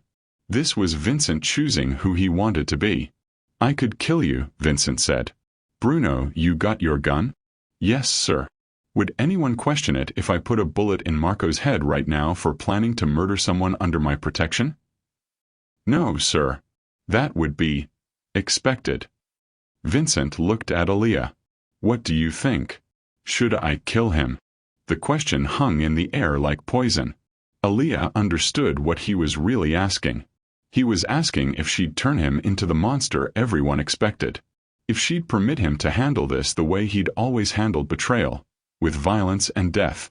Or if she'd ask him to be the person he was trying to become. I think, she said carefully, that killing him would be easy. And you've spent 20 years doing easy. Maybe it's time to try hard. Vincent's eyes locked with hers. Then he released Marco, who collapsed on the floor, cradling his broken arm. Get him out of my sight, Vincent told Bruno. Strip him of his position. He's out of the organization. If I see him in my territory again, I won't be this generous. Bruno hauled Marco to his feet and dragged him toward the door. But Marco couldn't resist one last act of stupidity. You're making a mistake, he spat. Antonio's going to eat you alive tonight. And when he does, when everything falls apart, remember I tried to save you. Vincent's expression didn't change. The only person who needs saving is you. From your own stupidity. Now get out before I change my mind about letting you keep breathing. After they left, silence filled the room. Aaliyah and Vincent stood alone, the weight of what had just happened settling between them. You should have let me kill him, Vincent said quietly. Why? Because mercy makes me look weak. And I can't afford to look weak tonight. Or, Aaliyah said, mercy makes you look like someone who doesn't need to kill to prove he's in control. Someone strong enough to choose a different path. Vincent laughed bitterly. You have a lot of faith in me. Someone has to. He studied her. This woman who'd somehow seen past the monster to whatever was left of the man underneath. Aaliyah, he said carefully, after tonight everything might change. If Antonio decides I'm compromised, he might move against me. And if he does, you need to be far away from me. I already told you. I'm with you. Whatever happens. You don't understand what you're signing up for. Then explain it to me. Vincent moved to the window. The city sprawled below, his kingdom, his prison. If Antonio sees me as weak, he'll either try to remove me or absorb my territory, he said. Either way, people die. And anyone close to me becomes a target. A bargaining chip. A way to hurt me. So you're saying I'm a liability. I'm saying you're the first thing I've cared about in 20 years. Which makes you the most dangerous thing in my life. The admission hung between them, raw and honest. Aaliyah crossed the room until she stood beside him at the window. My whole life, she said. I've been invisible. Forgettable. Some people looked past instead of at. And you know what? It was safe. Easy. Nobody bothered me because nobody noticed me. She looked at him. But it was also lonely. Hollow. I survived, but I never really lived. Then I met kids who needed someone to see them. Who needed to matter to somebody. And I realized that being safe and invisible wasn't living. It was just existing. She took a breath. So if being visible, being someone who matters to you, means I'm in danger, I'll take that over being safe and invisible. Every single time. Vincent's jaw tightened. You're either the bravest person I've ever met or the most foolish. You said that before. It's still true. So which is it? Brave or foolish? Vincent looked at her. Really looked at her. At the woman who'd somehow walked into his life and dismantled every defense he'd built. Both, he said. And that's why I. He stopped himself. Almost said something he couldn't take back. Something that would make this real in a way that terrified him more than any meeting with Antonio Costello. Why you what? Aaliyah asked quietly. Vincent shook his head. Nothing. I need to prepare for tonight. You should go home. Take the day off. I'll have Bruno assign security to watch your apartment. I don't need. It's not negotiable. Until I know how tonight goes, you don't go anywhere without protection. Aaliyah wanted to argue, but she saw the fear beneath his commanding tone. He wasn't trying to control her. He was trying to keep her alive. Okay, she said. But Vincent. He startled slightly. She'd never called him by his first name before. Whatever happens tonight, you're not doing this alone anymore. Remember that. She left before he could respond. And Vincent stood at the window, wondering when exactly his life had stopped being about survival and started being about something worth surviving for. If you hate people like Marco who betray others and plot behind their backs, comment loyalty matters. Only snakes and traitors won't. Russo's restaurant was the kind of place where deals were made and bodies were buried, sometimes literally. It sat in Little Italy, technically neutral territory, run by a family that had survived 5 generations by keeping their mouths shut and their eyes closed to what happened in the private dining rooms upstairs. Vincent arrived at 8 p.m. sharp, flanked by Bruno and Lenny. Marco's absence would be noticed. That was intentional. The maitre d', a man who'd seen enough violence to recognize danger in a handshake, greeted them with professional courtesy. Mr. Moretti. Mr. Costello is expecting you. 2nd floor, private room. They climbed the stairs in silence. Vincent's mind was clear. Focused. This was what he'd trained for his entire life, walking into rooms where one wrong word could start a war. But underneath the focus was something new. Fear. Not for himself. He'd stopped fearing death years ago. Fear for Aaliyah. For Hope House. for the fragile possibility that maybe he could be something other than what he'd become. Bruno knocked on the door. "Come in." Antonio Costello sat at the head of a long table, flanked by his own men. He was 63, silver-haired, wearing a suit that cost more than most people's cars. He looked like someone's grandfather. He'd personally ordered at least 37 murders that Vincent knew about. "Vincent." Antonio stood, extending his hand. "Good to see you." They shook. Both men's grips were firm, controlled, and measuring. "Antonio, thanks for meeting on short notice." "Of course. When you called, I was intrigued. You don't usually request meetings." Antonio gestured to the seats. "Please. Sit. Eat. We're civilized people after all." The irony wasn't lost on Vincent. They sat.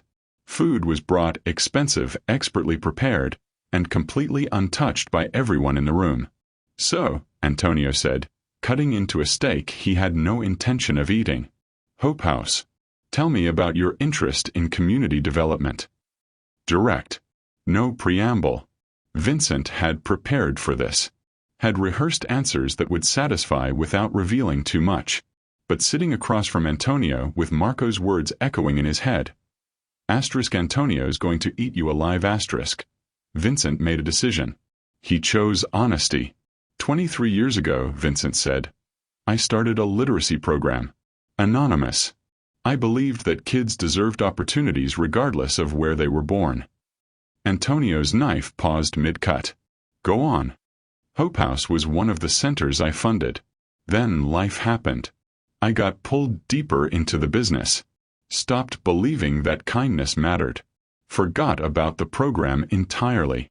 And now I have a maid who volunteers there, who reminded me what it feels like to care about something other than power." The room went silent. Antonio set down his knife with deliberate precision. "A maid," he said slowly. "You're reorganizing territory, installing security, making enemies of street gangs. Because of a maid?" "Because of what she represents." "Yes." "Which is the possibility that I don't have to be what I've become.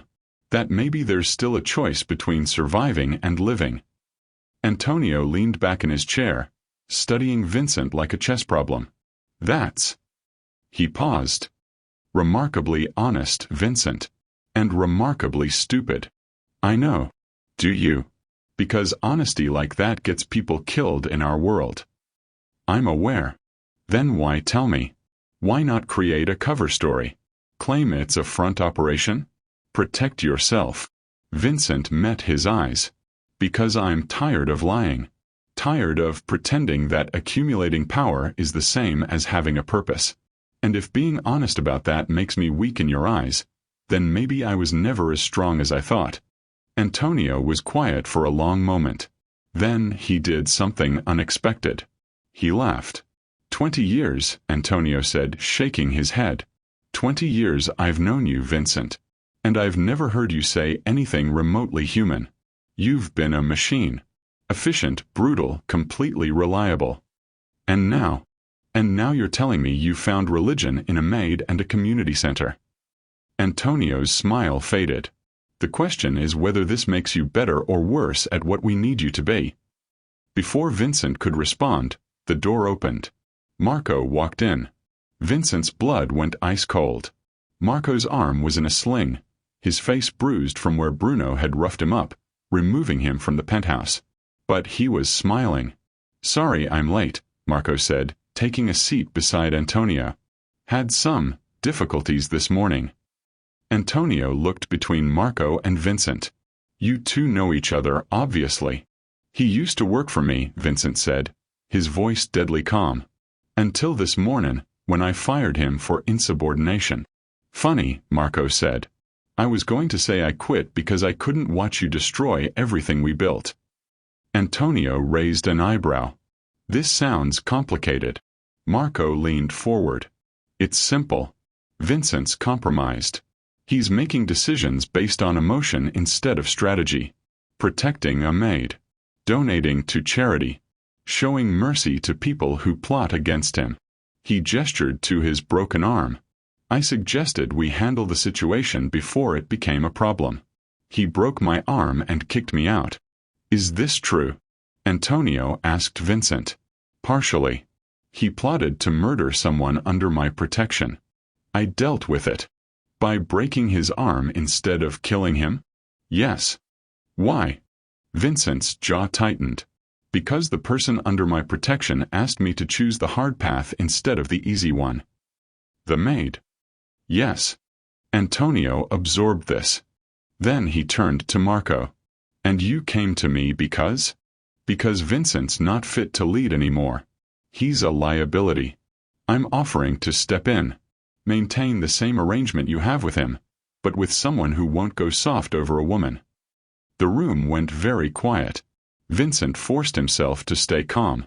Forced himself not to reach for the gun holstered under his jacket. Killing Marco here would start a war, but letting him live might end Vincent's empire. Antonio looked between them. This is quite the situation. It's a coup attempt, Vincent said flatly.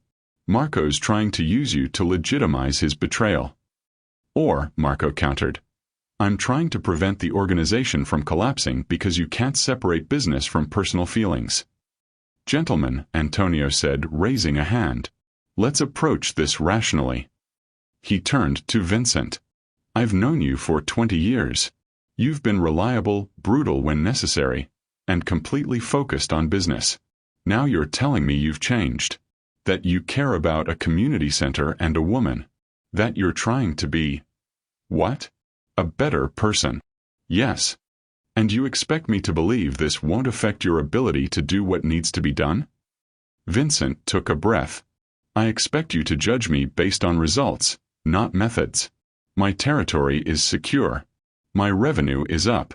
My enemies are dealt with. Nothing about my performance has slipped. Except you're showing mercy. Making emotional decisions. I'm making different decisions. That doesn't make them wrong. Antonio considered this. And if I asked you right now to prove your loyalty?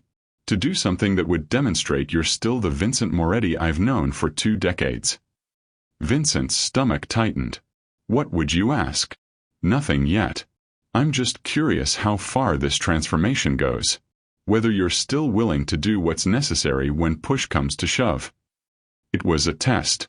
Vincent recognized it immediately. Antonio was waiting to see if Vincent would flinch, would hesitate.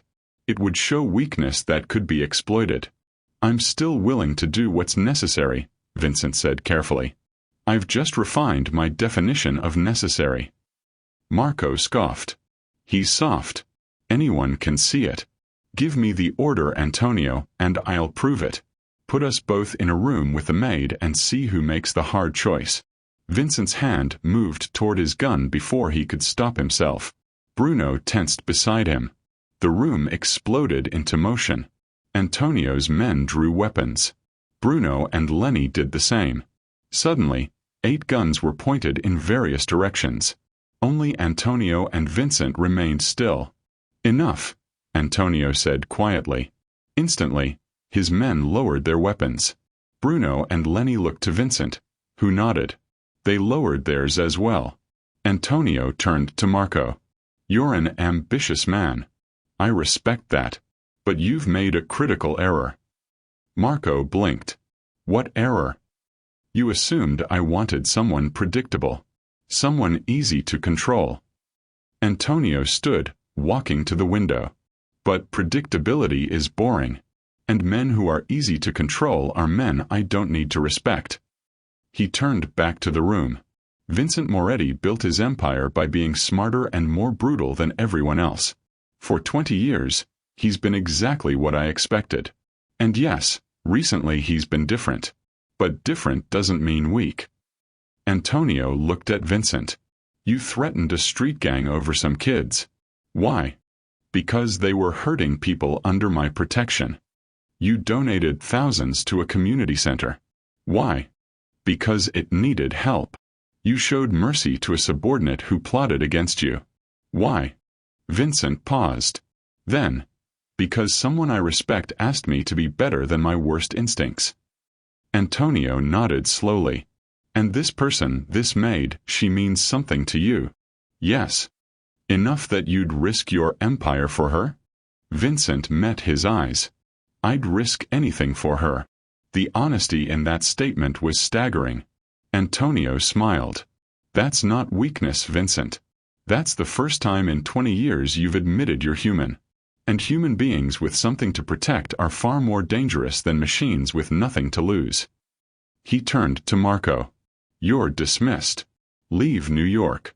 If I see you in this city again, I'll let Vincent finish what he started. Marco's face went white. But I came to you. You came to me expecting I'd reward betrayal. That I'd help you overthrow a man who's been loyal for 2 decades because he dared to care about something. You're a fool, Marco. And I don't work with fools. Antonio's men moved toward Marco. He stumbled backward. This is a mistake. He's weak. He's worth 10 of you, Antonio said coldly. Now get out before I change my mind about letting you leave alive. Marco fled. After he was gone, Antonio turned back to Vincent. Your maid. Aaliyah, is it? Vincent's blood chilled. How do you know her name? Because I know everything that happens in my city, and I know that she's special to you, which makes her valuable to me. If you touch her, relax. I'm not threatening her. I'm acknowledging reality. You've spent 20 years with no vulnerabilities. Now you have one. That's either the smartest thing you've ever done or the stupidest. Which do you think it is? Antonio studied him. I think it depends on what you do next. You've admitted you care. That's brave. Maybe stupid, but brave. The question is whether you can protect what you care about while still being effective in this business. I can. Prove it. Next month, there's a situation with the Bratva. The Russian mob is trying to expand into territory that's technically neutral but functionally ours. I want you to handle it. Done. Without unnecessary bloodshed. Show me you can be strategic instead of just brutal. It was another test. Vincent understood immediately. Antonio was giving him a chance to prove that compassion and effectiveness weren't mutually exclusive. I'll handle it, Vincent said. Antonio extended his hand. Then we're good. Keep doing what you're doing. Just don't let your newfound humanity make you stupid. They shook. Vincent left the restaurant with Bruno and Lenny, his mind spinning. He'd gambled everything on honesty. And somehow, impossibly, it had worked. Sir, Bruno said as they reached the car. That was insane. Vincent offered. I was going to say, ballsy. But insane works too. Vincent almost smiled. Then his phone rang. Unknown number. He answered. Yeah. Vincent Moretti. A voice he didn't recognize. Young. Scared. Who is this? I'm calling from Hope House. There's a problem. Someone tried to grab one of our volunteers. Aaliyah Carter. The guards you posted stopped them, but... Vincent's blood turned to ice. Is she hurt? No, she's okay. Shaken up, but okay. The guys tried to take her, but your security team took them down. They're detained. She's asking for you. I'm on my way. Don't let her leave. Keep her there until I arrive. He hung up and turned to Bruno. Hope House. No. Drive fast. Aaliyah sat in Mrs. Rodriguez's office, wrapped in a blanket despite the room being warm, her hands shaking around a cup of tea she couldn't drink. The attempt had been quick. Professional. She'd been leaving Hope House, heading to the bus stop, when a van had pulled up. 2 men had grabbed her. She'd screamed. Vincent's security team, men she'd barely noticed watching the building, had appeared like ghosts. Guns drawn. Movements are efficient and lethal. The would-be kidnappers were subdued in seconds. Now they were zip-tied in the center storage room, guarded by men who looked capable of horrifying violence. And Aaliyah was trying to process what had almost happened. Someone had tried to kidnap her. Because of Vincent. Because she mattered to him. Because in his world, caring about someone made them a target. The door burst open. Vincent stood there, looking more terrified than she'd ever seen him. His eyes scanned her frantically, checking for injuries. Are you hurt? I'm fine. Your men stopped them before. Vincent crossed the room in 3 strides and pulled her into his arms. Aaliyah froze. Vincent Moretti, the cold, controlled Mafia boss, was holding her as she might disappear. I'm okay, she whispered. Really? I'm okay. He pulled back, hands on her shoulders, eyes searching hers. This is my fault. I made you visible. Made you a target. You also made sure I was protected. It shouldn't have happened at all. Vincent's jaw tightened. Who were they? Where are they? Storage room. Your men are guarding them. Vincent's expression went cold. Stay here. Vincent. But he was already gone. Aaliyah followed anyway. In the storage room, 2 men sat zip-tied to chairs, bleeding from various injuries, looking terrified. Vincent walked in like death itself. Who sent you? He asked calmly. Silence. Vincent nodded to one of his guards, who stepped forward and broke the first man's finger with casual efficiency. The man screamed. Who sent you? Marco. The man gasped. Marco Castellano. He paid us to grab the girl, scare her, make you. Vincent held up a hand. The man fell silent. Marco, Vincent said quietly. The man I showed mercy to this morning. The man I let live. He turned to the kidnappers. You're going to deliver a message for me. You're going to tell Marco that he has 24 hours to leave the country. If he's still breathing American air after that, he won't be breathing at all. Understood. Both men nodded frantically. Good. Bruno, cut them loose and make sure they understand what happens if they ever come near Hope House again. Vincent walked out. Aaliyah caught up to him in the hallway. You let them go. For now. Why? Vincent stopped, turning to face her. Because you asked me to choose the hard path. So I'm choosing it. Even when every instinct tells me to kill them. And Marco. Marco made his choice. If he's smart, he'll run. If he's not. Vincent's expression darkened. Then he'll learn why mercy has limits. Aaliyah studied him. This man caught between who he was and who he wanted to be. Thank you, she said quietly. For what? For protecting me. For trying to be better. For not becoming the monster they expect. Vincent's hand came up, almost touching her face, before he stopped himself. You make me want to be better, he said. Even when better is terrifying. They stood in the dim hallway, the weight of everything unsaid hanging between them. Then Mrs. Rodriguez appeared. Aaliyah, the police are here. They want a statement. The moment broke. Vincent stepped back. Give them whatever they need. I'll have my lawyers handle the rest. He started to leave, then paused. Aaliyah. Yes. You're not taking the bus home tonight. Or any night. I'm assigning you a driver and security detail. It's not negotiable. Before she could argue, he was gone. And Aaliyah stood there, realizing that her life had just changed in ways she couldn't fully comprehend. She wasn't invisible anymore. She was protected, valued, seen. And in Vincent Moretti's world, that was the most dangerous thing she could be. If you can't stand cowards like Marco, who betray people and then attack innocent women, comment, Marco's a snake. Only backstabbers and traitors won't. Marco Castellano didn't run. Pride, stupidity, or desperation, it didn't matter which, kept him in New York when survival should have sent him fleeing to another continent. Instead, he made calls. To soldiers who'd felt overlooked by Vincent's leadership. To rival families who'd always resented Vincent's dominance. To anyone who might see an opportunity in a weakened Don. He's compromised, Marco whispered in back rooms and shadowy meetings. Obsessed with a woman. Making emotional decisions. There's never been a better time to move against him. Some listened. Most didn't. But it only took a few to make things dangerous. Vincent knew Marco hadn't left the city. His network of informants reported sightings. Marco is meeting with the Sokolov brothers. Russian enforcers with ambitions bigger than their brains. Marco talking to Ray Dominguez, a lieutenant in the Gambino family who'd always thought he deserved more power. Marco is building an army of the bitter and ambitious. He's going to make a move, Bruno said, standing in Vincent's office with surveillance photos spread across the desk. Question is when and how. Vincent studied the photos. He'll go after Aaliyah. It's the obvious play. Hurt what I care about, prove I'm weak, rally people to his side.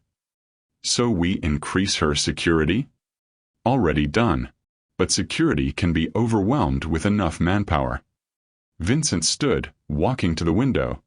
His habitual thinking spot. We need to end this before it escalates. You want me to handle Marco? Permanently. Vincent was quiet for a long moment. The old Vincent, the one from 6 months ago, would have said yes without hesitation. Would have had Marco killed quietly and efficiently, sending a message to anyone else considering betrayal. But that Vincent had never admitted he was human. Had never cared about a woman who believed he could be better. No, Vincent finally said. If I have Marco killed, I prove his point. That I'm just a monster who solves problems with violence. That caring about Aaliyah doesn't change who I fundamentally am. So what's the alternative?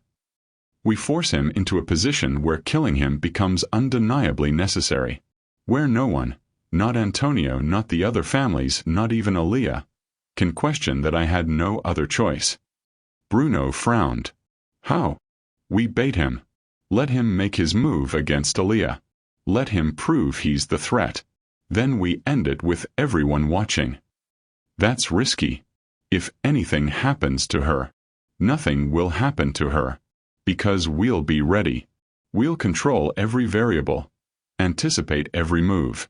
And when Marco shows his hand, we'll crush it so thoroughly that no one will ever question my strength again. Bruno nodded slowly. You're using Aaliyah as bait. No. I'm using myself. Marco thinks she's my weakness. I'm going to prove she's my strength. Aaliyah had never been surrounded by so much security. 2 guards are outside her apartment. A driver who was clearly ex-military. Another team rotating shifts at Hope House. Everywhere she went, armed men followed at a discreet distance. It should have felt safe. Instead, it felt suffocating. She wasn't invisible anymore. Couldn't disappear into crowds or move through the city unnoticed. Every step was observed. Every movement tracked. This was what it meant to matter to Vincent Moretti. To be protected and imprisoned simultaneously. She was leaving Hope House one evening, flanked by guards, heading to the armored SUV that now served as her transportation, when she saw Vincent standing across the street. Alone.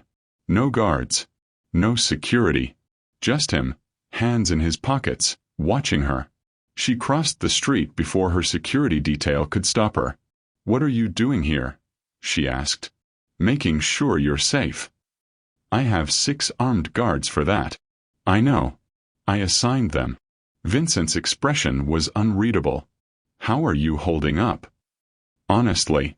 I feel like a prisoner. I know. I'm sorry. Are you? Because this feels an awful lot like control disguised as protection. Vincent flinched slightly. Marco's still in the city. He's planning something. Until he's dealt with, you need security. And after he's dealt with? Do I get my life back? Or am I just permanently surrounded by men with guns? I don't know, Vincent admitted. I've never cared about someone's freedom before. Usually, I just care about keeping them alive. The honesty in his voice softened her anger. I don't want to be kept, Vincent. I want to be trusted. To make my own choices. Even dangerous ones. What if your choices get you killed? Then that's my choice to make. Not yours. They stood in the cooling evening air, the city moving around them. 2 people trying to figure out how to care about each other without destroying each other in the process. I need to tell you something, Vincent said quietly. Marco's going to make a move against you. Soon. And I'm going to let him. Aaliyah's blood went cold. What? Not really, why let him? But I'm going to create an opening. Make it look like you're vulnerable. Draw him out so we can end this permanently. You want to use me as bait. I want to finish this without running, without hiding, without proving that caring about you makes me weak. And if something goes wrong? Vincent's eyes met hers, and she saw fear there. Real, genuine fear. Then I'll burn this entire city to the ground to get you back. But nothing will go wrong. Because I'll be there. Every second. I won't let him touch you. Aaliyah should have been angry. Should have refused to be part of some dangerous scheme. But she understood what he was really saying. He was asking her to trust him. To believe that he could protect what he cared about without becoming the monster everyone expected. When? She asked. 2 days. There's a gala at the Metropolitan Museum. Charity event. You'll attend as my guest. Marco will see it as the perfect opportunity. Public, lots of people, chance to embarrass me and take you simultaneously. And you'll be ready? I'll have 50 men positioned throughout the museum. Exits covered. Escape routes blocked. The moment Marco makes his move, we'll have him. What if he doesn't take the bait? He will. Because pride won't let him walk away. And desperation makes people stupid. Aaliyah took a breath. Okay. I'm in. Vincent looked surprised. Just like that. You asked me to trust you. So I'm trusting you. Don't make me regret it. Something shifted in Vincent's expression. Gratitude, maybe. Or something deeper. Aaliyah, he stopped himself, jaw tightening. What? Nothing. Just. Thank you. For believing in me when no one else does. Someone has to. Vincent almost smiled. Then his phone buzzed. He checked it, and his expression darkened. What's wrong? Aaliyah asked. Marco just posted a message on the dark web forums where criminal organizations communicate. He's offering a bounty. $1 million to whoever delivers you to him unharmed. Aaliyah's stomach dropped. 1 million. He's desperate. Trying to force my hand. Hoping I'll make a mistake protecting you. That's a lot of money. People will come after me. Let them. They'll find out very quickly why that's a fatal mistake. Vincent looked at her. This changes nothing. We proceed as planned. 2 days. The gala. We end this. He started to walk away, then turned back. Aaliyah. Yeah. Wear something nice. If we're going to make Marco think you're unprotected, we need to sell it. You need to look like someone I care about, not someone I'm guarding. I don't have anything nice enough for a gala. Vincent pulled out his phone, sent a quick text. You do now. A stylist will come to your apartment tomorrow. Get whatever you need. It's handled. Vincent, I can't afford. I'm not asking you to. Consider it part of the operation. Costuming. Before she could argue, he was gone, disappearing into a waiting car. Aaliyah stood on the sidewalk, surrounded by guards, trying to process the fact that in 2 days she'd be attending a gala as bait to catch a man who wanted her dead. This is insane, she thought. But she'd committed. Because somewhere along the way, Vincent Moretti had stopped being the terrifying crime lord who'd hired her, and started being the broken man she wanted to help heal. The next 48 hours passed in a blur. A stylist arrived at Aaliyah's apartment with racks of dresses, shoes, and jewelry. Everything designer. Everything expensive. Everything was completely alien to her world. She chose a deep emerald gown that made her feel like someone else. Someone confident. Someone who belonged at galas with crime lords and billionaires. The stylist did her hair, her makeup, and taught her how to walk in heels that cost more than her monthly rent. When Aaliyah looked in the mirror, she barely recognized herself. Mrs. Rodriguez stopped by, ostensibly to check on her, but really to worry. This is dangerous, Mija. I know. You could say no. Walk away. Disappear. I could. But those kids at Hope House deserve better than a world where men like Marco make the rules. And Vincent. He's trying to be better. I can't walk away from that. Mrs. Rodriguez sighed. You're in love with him. Aaliyah blinked. What? No. I'm just. You're in love with him. I can see it. The way you talk about him. The way you defend him. The way you're willing to risk your life for him. It's not love. It's just belief. I believe he can change. That's what love is, Mija. Believing in someone when the world tells you you're a fool. Aaliyah didn't have a response to that. The night of the gala arrived. Vincent sent a car, not the armored SUV, but a sleek black limousine that made Aaliyah feel like Cinderella heading to a very dangerous ball. The Metropolitan Museum was transformed. Lights. Music. New York's elite mingling with champagne and calculated smiles. Aaliyah stepped out of the limo, and for a moment, every survival instinct screamed at her to run. This wasn't her world. These weren't her people. She didn't belong here. Then Vincent appeared at her side, offering his arm. He wore a tuxedo that made him look like he'd been carved from marble. His expression was controlled, but his eyes looked at her like she was the only person in the room. You look. He paused, searching for words. Incredible. You clean up okay yourself, she managed. He smiled, small, genuine, just for her. Ready? He asked. To be bait. Sure. Why not? You're not bait. You're the most important person here.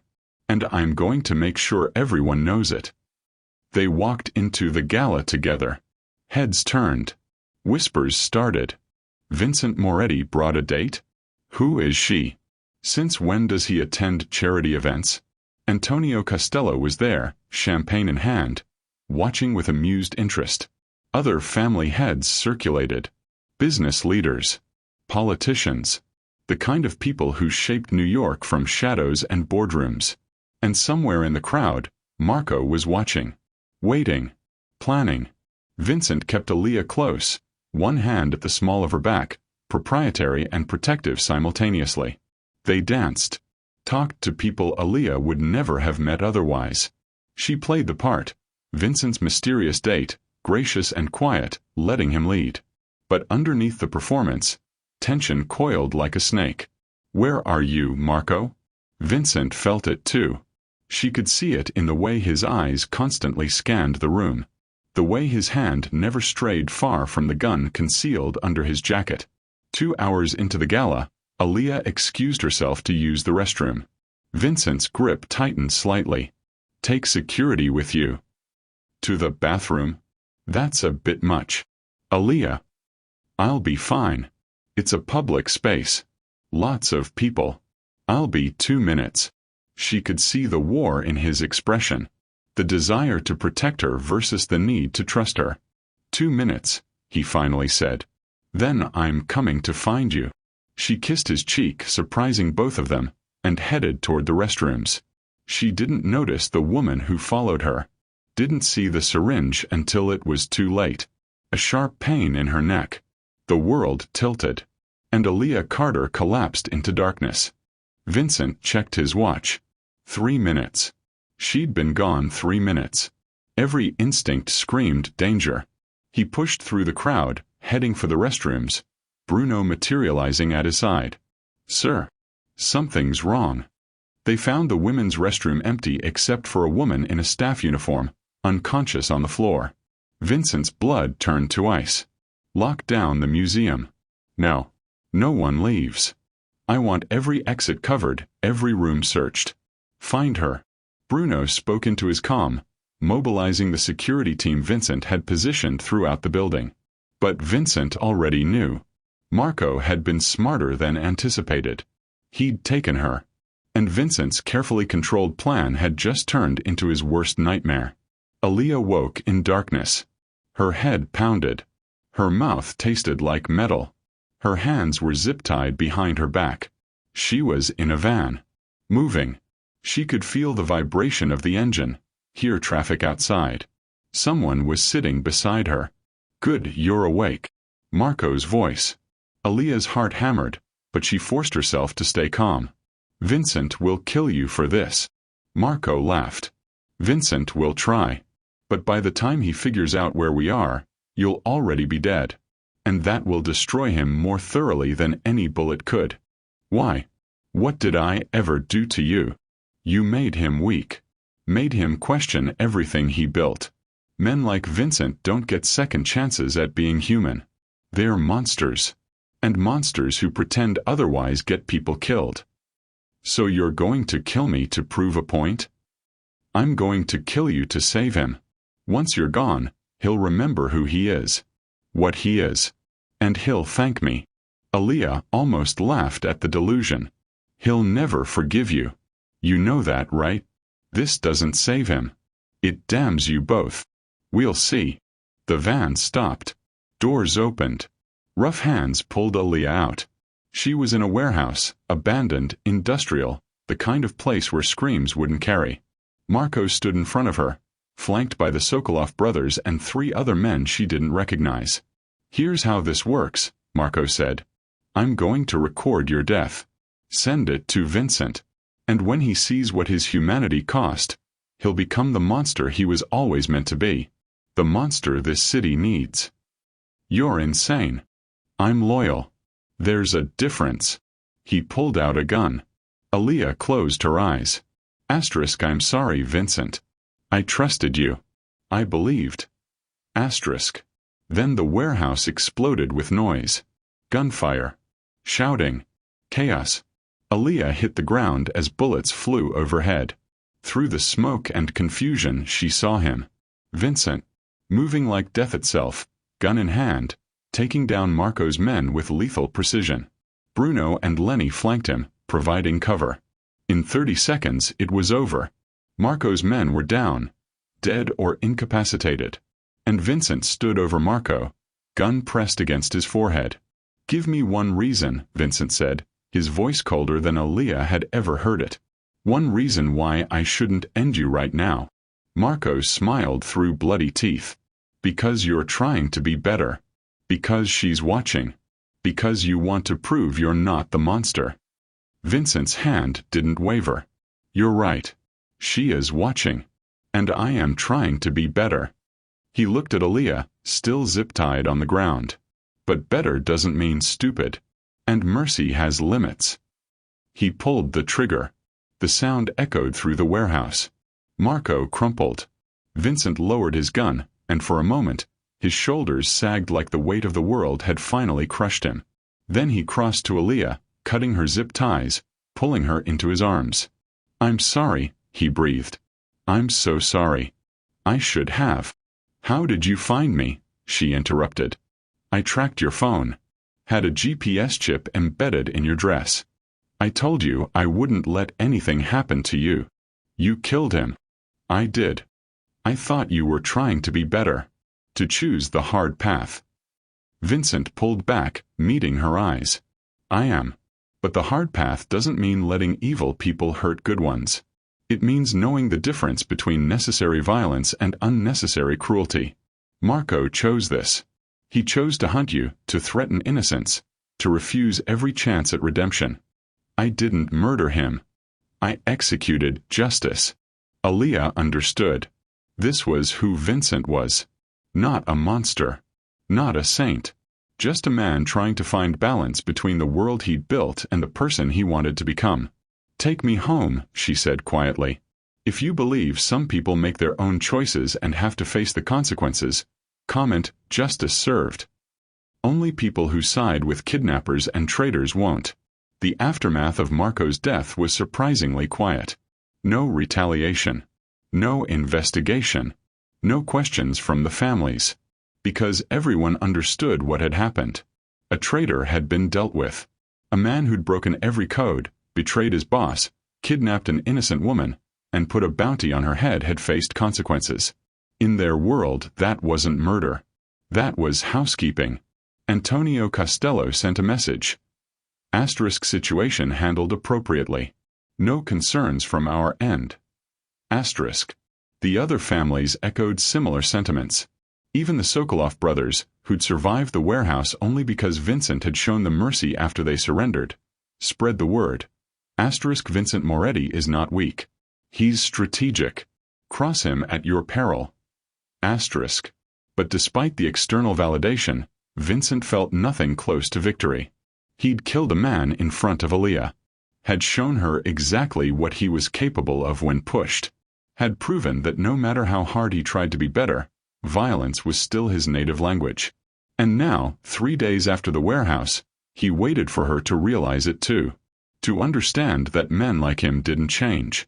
They just found new ways to justify the same brutality.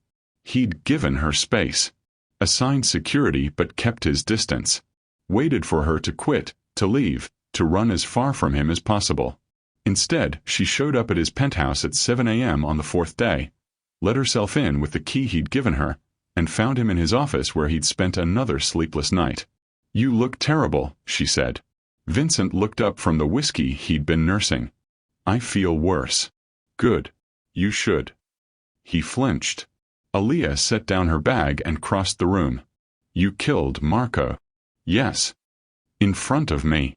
"Yes." "After saying you wanted to be better." Vincent's jaw tightened. "Yes. And I understand if that changes how you see me. If you want to quit, walk away. I'll make sure you're taken care of financially. Hope House too. You don't owe me." "Stop." He stopped. Aaliyah sat on the edge of his desk, forcing him to look at her. "You killed a man who kidnapped me. Who was going to murder me on camera to hurt you. Who'd already tried to have me taken once before. Who put $1 million bounty on my head. That doesn't make it right. Doesn't it? Vincent, I've spent my whole life around men who hurt people for no reason. For fun. For power. For cruelty. You hurt someone who was actively trying to kill me. There's a difference. The difference is just context. The action is the same. No. The difference is everything."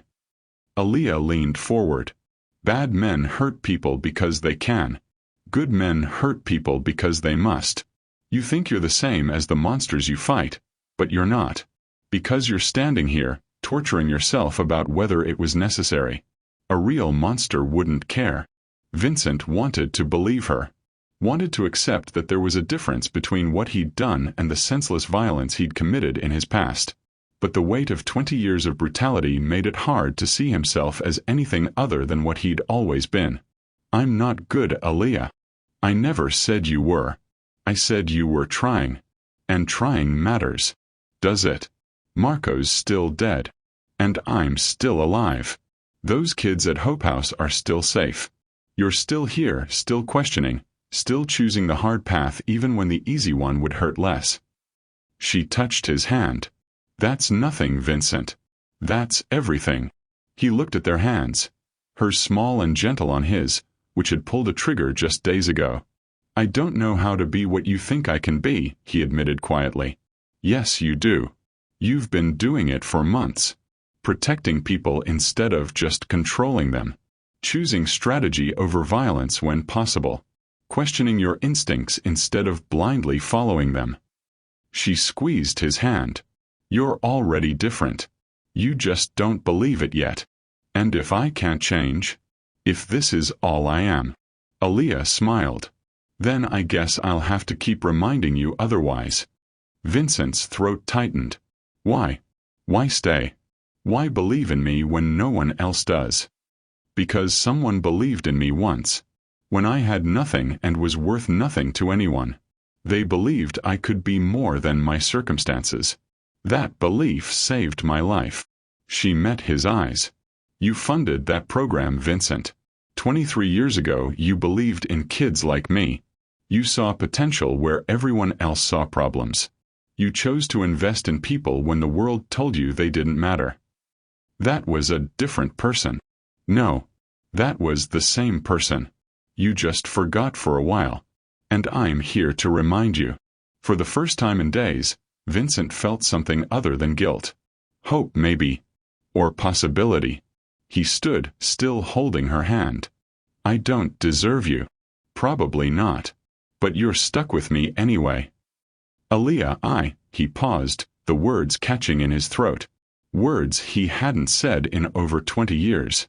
Words that made him vulnerable in ways that terrified him more than any gun or rival family. "What?" she prompted gently. "I care about you. More than I've cared about anything in a long time, than I can remember. And that terrifies me.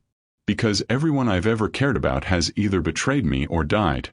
And I don't know how to protect you from my world while keeping you in my life. Aaliyah stepped closer. So don't protect me. Trust me. Let me choose to be here. Let me choose you, danger and all. That's not fair to you. Neither is deciding what I can handle. I've survived foster care, homelessness, and a kidnapping. I think I can handle dating a reformed crime lord. Vincent's eyes widened. Dating? That's what this is, isn't it? You care about me. I care about you. We're navigating how to be together despite everything that says we shouldn't. That's dating. Extremely complicated, possibly dangerous dating, but still. I've never dated anyone. Me neither. Guess we'll figure it out together. Vincent stared at her. This woman who'd walked into his life with nothing and somehow given him everything. You're either the bravest person I've ever met or completely insane. You've said that before. It's still true. Aaliyah smiled. So what do we do now? Vincent considered. Then he made a decision. We do what I should have done 23 years ago. We invest in people. We make Hope House the best community center in New York. We expand the program to other neighborhoods. We fund scholarships, after-school programs, and literacy initiatives. We take the empire I built on fear and use it to build something better. That's ambitious. I'm an ambitious man. And I'm tired of that ambition only serving myself. What about your organization? The families. They're not going to love you becoming a philanthropist. They'll accept it. Because I'll still be effective. Still be strategic. Still protect our interests. I'll just also be investing in the city instead of just bleeding it dry.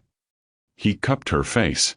You taught me that power used only for self-preservation is hollow. That real strength is protecting people who can't protect themselves. I didn't teach you that. I just reminded you. Then keep reminding me. Every day.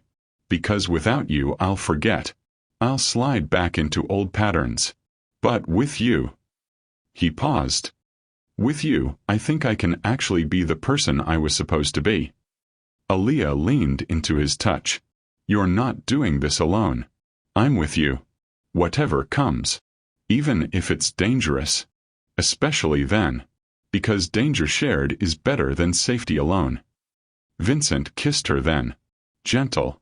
Careful. Like she was something precious. He was afraid of breaking. When they pulled apart, Aaliyah smiled. So, a reformed crime lord dating a community center volunteer. What could go wrong? In front of me. Yes. After saying you wanted to be better. Vincent's jaw tightened. Yes. And I understand if that changes how you see me. If you want to quit, walk away. I'll make sure you're taken care of financially. Hope House too. You don't owe me. Stop. He stopped. Aaliyah sat on the edge of his desk, forcing him to look at her. You killed a man who kidnapped me. Who was going to murder me on camera to hurt you? Who'd already tried to have me taken once before? Who put $1 million bounty on my head? That doesn't make it right. Doesn't it? Vincent, I've spent my whole life around men who hurt people for no reason. For fun. For power. For cruelty. You hurt someone who was actively trying to kill me. There's a difference. The difference is just context. The action is the same. No. The difference is everything. Aaliyah leaned forward. Bad men hurt people because they can. Good men hurt people because they must. You think you're the same as the monsters you fight, but you're not. Because you're standing here, torturing yourself about whether it was necessary. A real monster wouldn't care. Vincent wanted to believe her. Wanted to accept that there was a difference between what he'd done and the senseless violence he'd committed in his past. But the weight of 20 years of brutality made it hard to see himself as anything other than what he'd always been. I'm not good, Aaliyah. I never said you were. I said you were trying. And trying matters. Does it? Marco's still dead.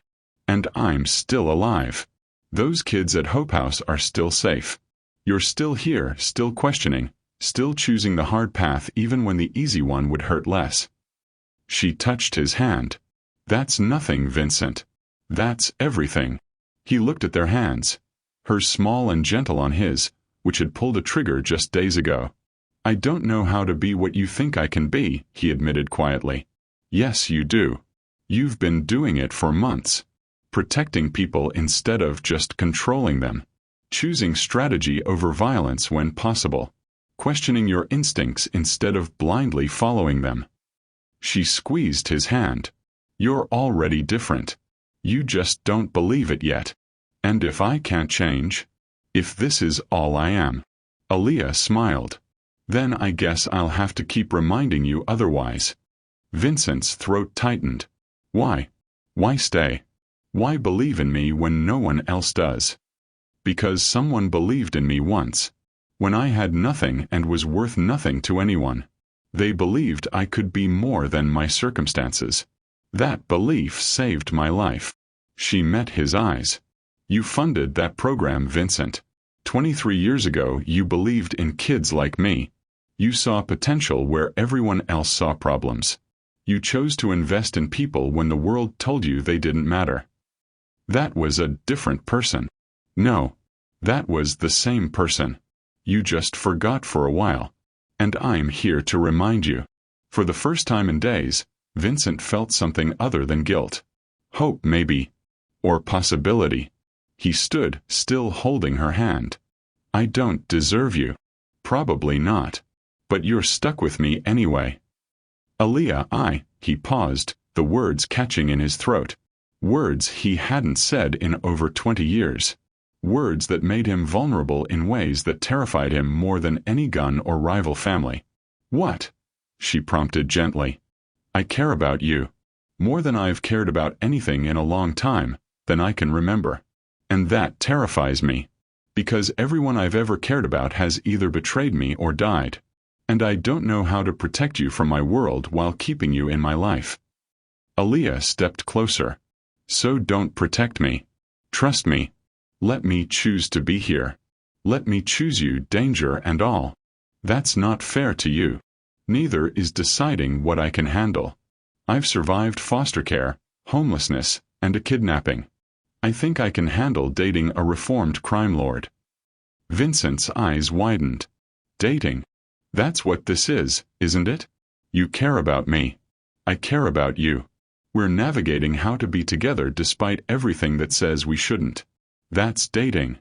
Extremely complicated, possibly dangerous dating, but still. I've never dated anyone. Me neither. Guess we'll figure it out together. Vincent stared at her. This woman who'd walked into his life with nothing and somehow given him everything.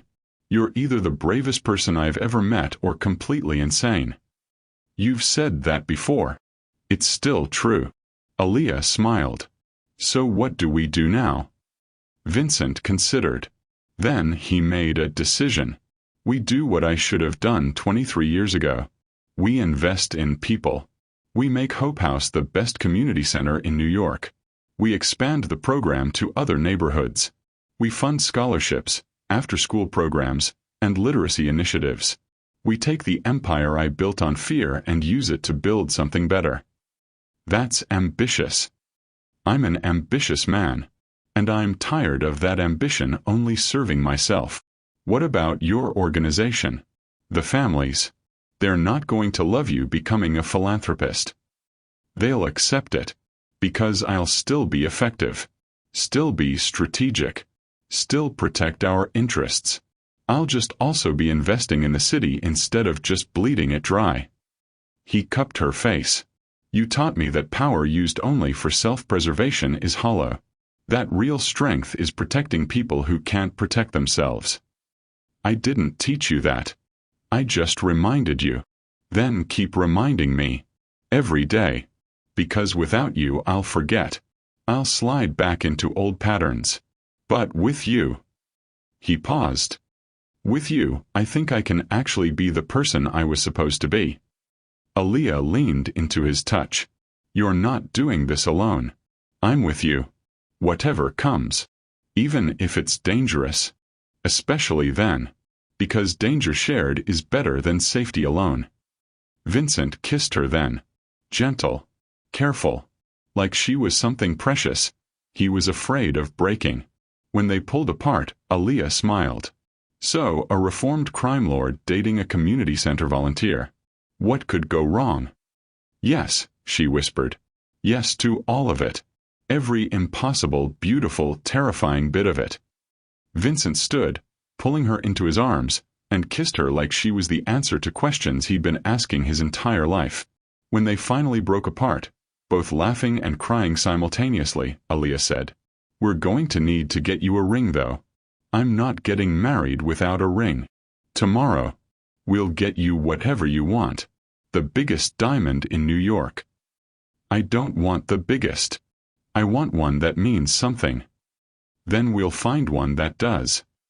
They stood together, wrapped in each other, the city sprawling below them. Vincent Moretti, the man who trusted no one, cared about nothing, built an empire on fear, had found something he'd stopped believing existed. Love. Purpose. Redemption. Not through grand gestures or dramatic transformation, but through daily choices. Through a woman who'd seen past his armor to the broken man beneath and decided he was worth saving. Through investing in kids who needed someone to believe in them. Through choosing again and again to be better than his worst instincts. It wasn't a fairy tale. There would be hard days ahead. Moments when old patterns resurfaced. Times when violence would still be necessary. But there would also be this. Quiet moments. Shared purpose. Someone to come home to who made home feel like something worth protecting. "I love you," Vincent said quietly. "I love you too," Aaliyah responded. And in that moment, standing 43 stories above the city that had made him and broken him and given him a second chance, Vincent finally understood what his mentor had been trying to teach him all those years ago. The choice between being hard and being human wasn't a choice at all. You could be both. Strong enough to protect. Soft enough to care. Brutal when necessary. Gentle when possible. And most importantly, brave enough to let someone see every broken piece and trust they'd stay anyway. That was a real strength. That was real power. That was love. 1 year later. The wedding was small. Private. Just close friends and the Hope House kids who'd become family. Mrs. Rodriguez officiated. Tears streaming down her face the entire time. Bruno stood as Vincent's best man, still looking vaguely confused about how they'd gotten here but fiercely protective of the happiness his boss had found. Destiny, the little girl who'd been missing her front teeth when Aaliyah first met her, served as flower girl, taking the job so seriously she walked at a glacial pace, perfectly placing every petal. And when Vincent and Aaliyah exchanged vows in the Hope House main room, the same room where she'd taught kids and he'd remembered who he used to be, there wasn't a dry eye in the building. "I promise to choose you every day," Aaliyah said. "To believe in you even when you don't believe in yourself. To remind you that you're more than your past. To build a future with you that's worth all the hard work it takes to get there." "I promise to protect you without imprisoning you," Vincent said. "To trust you even when trust terrifies me. To be brave enough to keep changing. To use everything I am and everything I have to make the world a little better than we found it. With you. Always with you." They kissed as husband and wife. And the Hope House kids cheered like it was the best thing they'd ever witnessed. Because maybe it was. Two broken people choosing each other. Choosing hope over cynicism. Choosing love over fear. Choosing to believe that people could change, grow, and become better than their circumstances dictated. It was the same lesson Hope House taught every day. The same lesson Vincent had learned 23 years ago and forgotten. The same lesson Aaliyah had learned and shared. And now they'd teach it together. Not just to kids in community centers, but to a city that had forgotten that power could be used for something other than control. That strength could protect instead of dominate. That even monsters could choose to be human again. 5 years later, Vincent Moretti's criminal empire still existed. But it looked different now. Less about domination, more about strategic influence. Less about fear, more about respect. He still made hard choices. still eliminated threats when necessary, still commanded loyalty through a combination of generosity and very carefully applied pressure. But he also funded 17 community centers across New York, provided scholarships to over 200 kids, invested in small businesses in neighborhoods that banks had written off. And every year, on the anniversary of the day Aaliyah had knocked on his door at 3 a.m. asking for help, he anonymously donated another $1 million to literacy programs across the country, signed with a single initial, V. Aaliyah ran the Moretti Foundation, the public face of their philanthropic work. She'd become a voice for marginalized communities, advocating for funding, pushing policy, and making sure the city's powerful actually saw the people they governed. And she did it all while raising 2 kids, adopted siblings from the foster system, ages 7 and 9, who'd needed a family as desperately as she once had. Vincent had been terrified of fatherhood. "I don't know how to be a father," he'd said when Aaliyah first suggested adoption. "You didn't know how to be a husband either. You figured it out." "That's different." "How?" "Because if I mess up being a husband, I only hurt you. If I mess up being a father, then you apologize, learn, and do better. Just like everything else." So they'd adopted Marcus and Zara, names Vincent would have avoided in characters but couldn't avoid in real life. And Vincent discovered that loving children who needed someone was perhaps the most terrifying and rewarding thing he'd ever done. More terrifying than facing rival families. More rewarding than building an empire. Because every time Marcus looked at him with trust in his eyes, or Zara asked him to help with homework, or both kids called him Dad without hesitation, Vincent felt like maybe he'd finally become the person he was supposed to be all along. On a quiet Sunday morning, Vincent stood in the Hope House Library, now called the Rodriguez Learning Center after Mrs. Rodriguez had passed peacefully in her sleep the year before. He was reading to a group of kids, something he did monthly now. Not because he had to, because he wanted to. Because somewhere along the way, seeing kids learn had become one of the few things that made him feel like his life had a genuine purpose. Aaliyah watched from the doorway, Marcus and Zara beside her. Her husband, the former Mafia don who'd suspected her of espionage and sent men to spy on her, was reading Where the Wild Things Are with full character voices, making the kids shriek with laughter. "Is Dad always this silly?" Marcus whispered. "Only with you guys." Aaliyah whispered back. "With everyone else, he's terrifying." "I can hear you," Vincent called without looking up from the book. The kids giggled. After the reading session ended, they walked home as a family, security following at a discreet distance because some precautions never went away. "Dad," Zara asked, "why do you help so many kids if you're supposed to be a scary boss?" Vincent glanced at Aaliyah, who smiled, letting him handle it. "Because I was one of those kids once," Vincent said carefully. "I had nothing. No family, no money, no future. And someone helped me anyway. Gave me books, taught me things, made me believe I was worth something." "And that made you want to help other kids?" "Eventually. First, it made me want to survive. Then it made me want power. Then I forgot why any of it mattered." He looked at Aaliyah. "Until your mom reminded me." "Mom's good at reminding people about stuff," Marcus said seriously. "She really is." That night, after the kids were asleep, Vincent and Aaliyah sat on their penthouse balcony, a compromise between his need for security and her need for fresh air. "You were good with them today," Aaliyah said. "I read a children's book. That's barely parenting. You showed up. You engaged. You made them feel seen. That's everything." Vincent was quiet for a moment. "Do you ever regret it? Marrying me? Taking on my world? The danger, the complications, all of it." Aaliyah looked at him. This man who'd spent 5 years proving that people could change, that love could redeem, that choosing to be better was a daily practice, not a destination. "Not once," she said. "Not even for a second. Even when it's hard. Especially then. Because hard means it matters. And you matter, Vincent. To me. To those kids. To everyone whose life you've touched." Vincent pulled her close. "I spent 20 years believing that mattering to people was dangerous. That caring was a weakness. That was the only way to survive, was to be untouchable.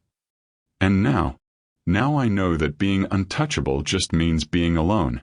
And I'd rather be vulnerable with you than safe without you. Aaliyah kissed him softly. Good answer. They sat together, watching the city that had broken them both and somehow brought them together. And Vincent Moretti, who'd started the story as a paranoid mafia boss suspecting his maid of betrayal, finally understood the truth. The woman he'd sent men to spy on hadn't left him speechless because she was hiding something dangerous. She'd left him speechless because she'd shown him something he'd forgotten existed. Goodness without agenda. Kindness without expectation. Love without condition. And in seeing that, he'd been forced to confront who he'd become and choose who he wanted to be. The choice hadn't been easy. The transformation hadn't been quick.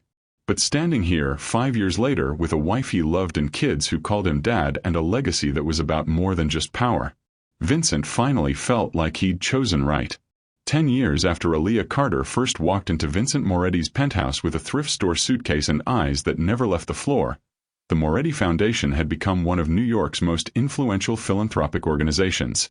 23 community centers across 5 boroughs. Over 1,000 kids receive scholarships annually. Literacy rates in targeted neighborhoods have increased by 37%. And at the center of it all, a reformed crime lord and the maid who'd reminded him what it meant to be human. They still lived in the penthouse, though Aaliyah had finally convinced Vincent to let her redecorate. He still ran his organization, though with increasing focus on legitimate business and strategic philanthropy. She still volunteered at Hope House every week, though now she brought their kids along to learn the value of service. And every year, on the anniversary of the night he'd confronted her about leaving every evening, Vincent and Aaliyah returned to Hope House. They'd stand in the reading room where he'd first watched footage of her teaching kids. And he'd tell her the same thing. Thank you for not giving up on me. And she'd respond the same way. Thank you for being worth it. It wasn't a fairy tale. There were still hard days. Still moments when Vincent's old instincts surfaced. Still threats that required the kind of responses that kept Aaliyah awake at night. But there was also love. And family. And purpose. And the unshakable knowledge that choosing to change, choosing to be better, was the hardest and most important work anyone could do. Vincent Moretti had spent 20 years building an empire on fear. And then he'd spent the next 10 building a legacy on hope. All because a maid who had nothing gave him everything. All because he was brave enough to let her. All because sometimes the most dangerous thing you can do is let someone see who you really are. And trust that they'll stay anyway. The end. If you believe in second chances, in redemption, in the power of love to transform even the most broken people, comment, everyone deserves a chance to change. Only cynics who've given up on humanity won't. And if this story reminded you that people are more than their worst moments, that choosing to be better is always possible, that love can reach even the darkest places, hit that subscribe button. Because stories like this, stories about hope and transformation and believing in people when the world says you shouldn't, we need more of them. Only haters, manipulators, and people who think change is impossible won't subscribe. Don't be one of them. Thank you for watching this story to the end.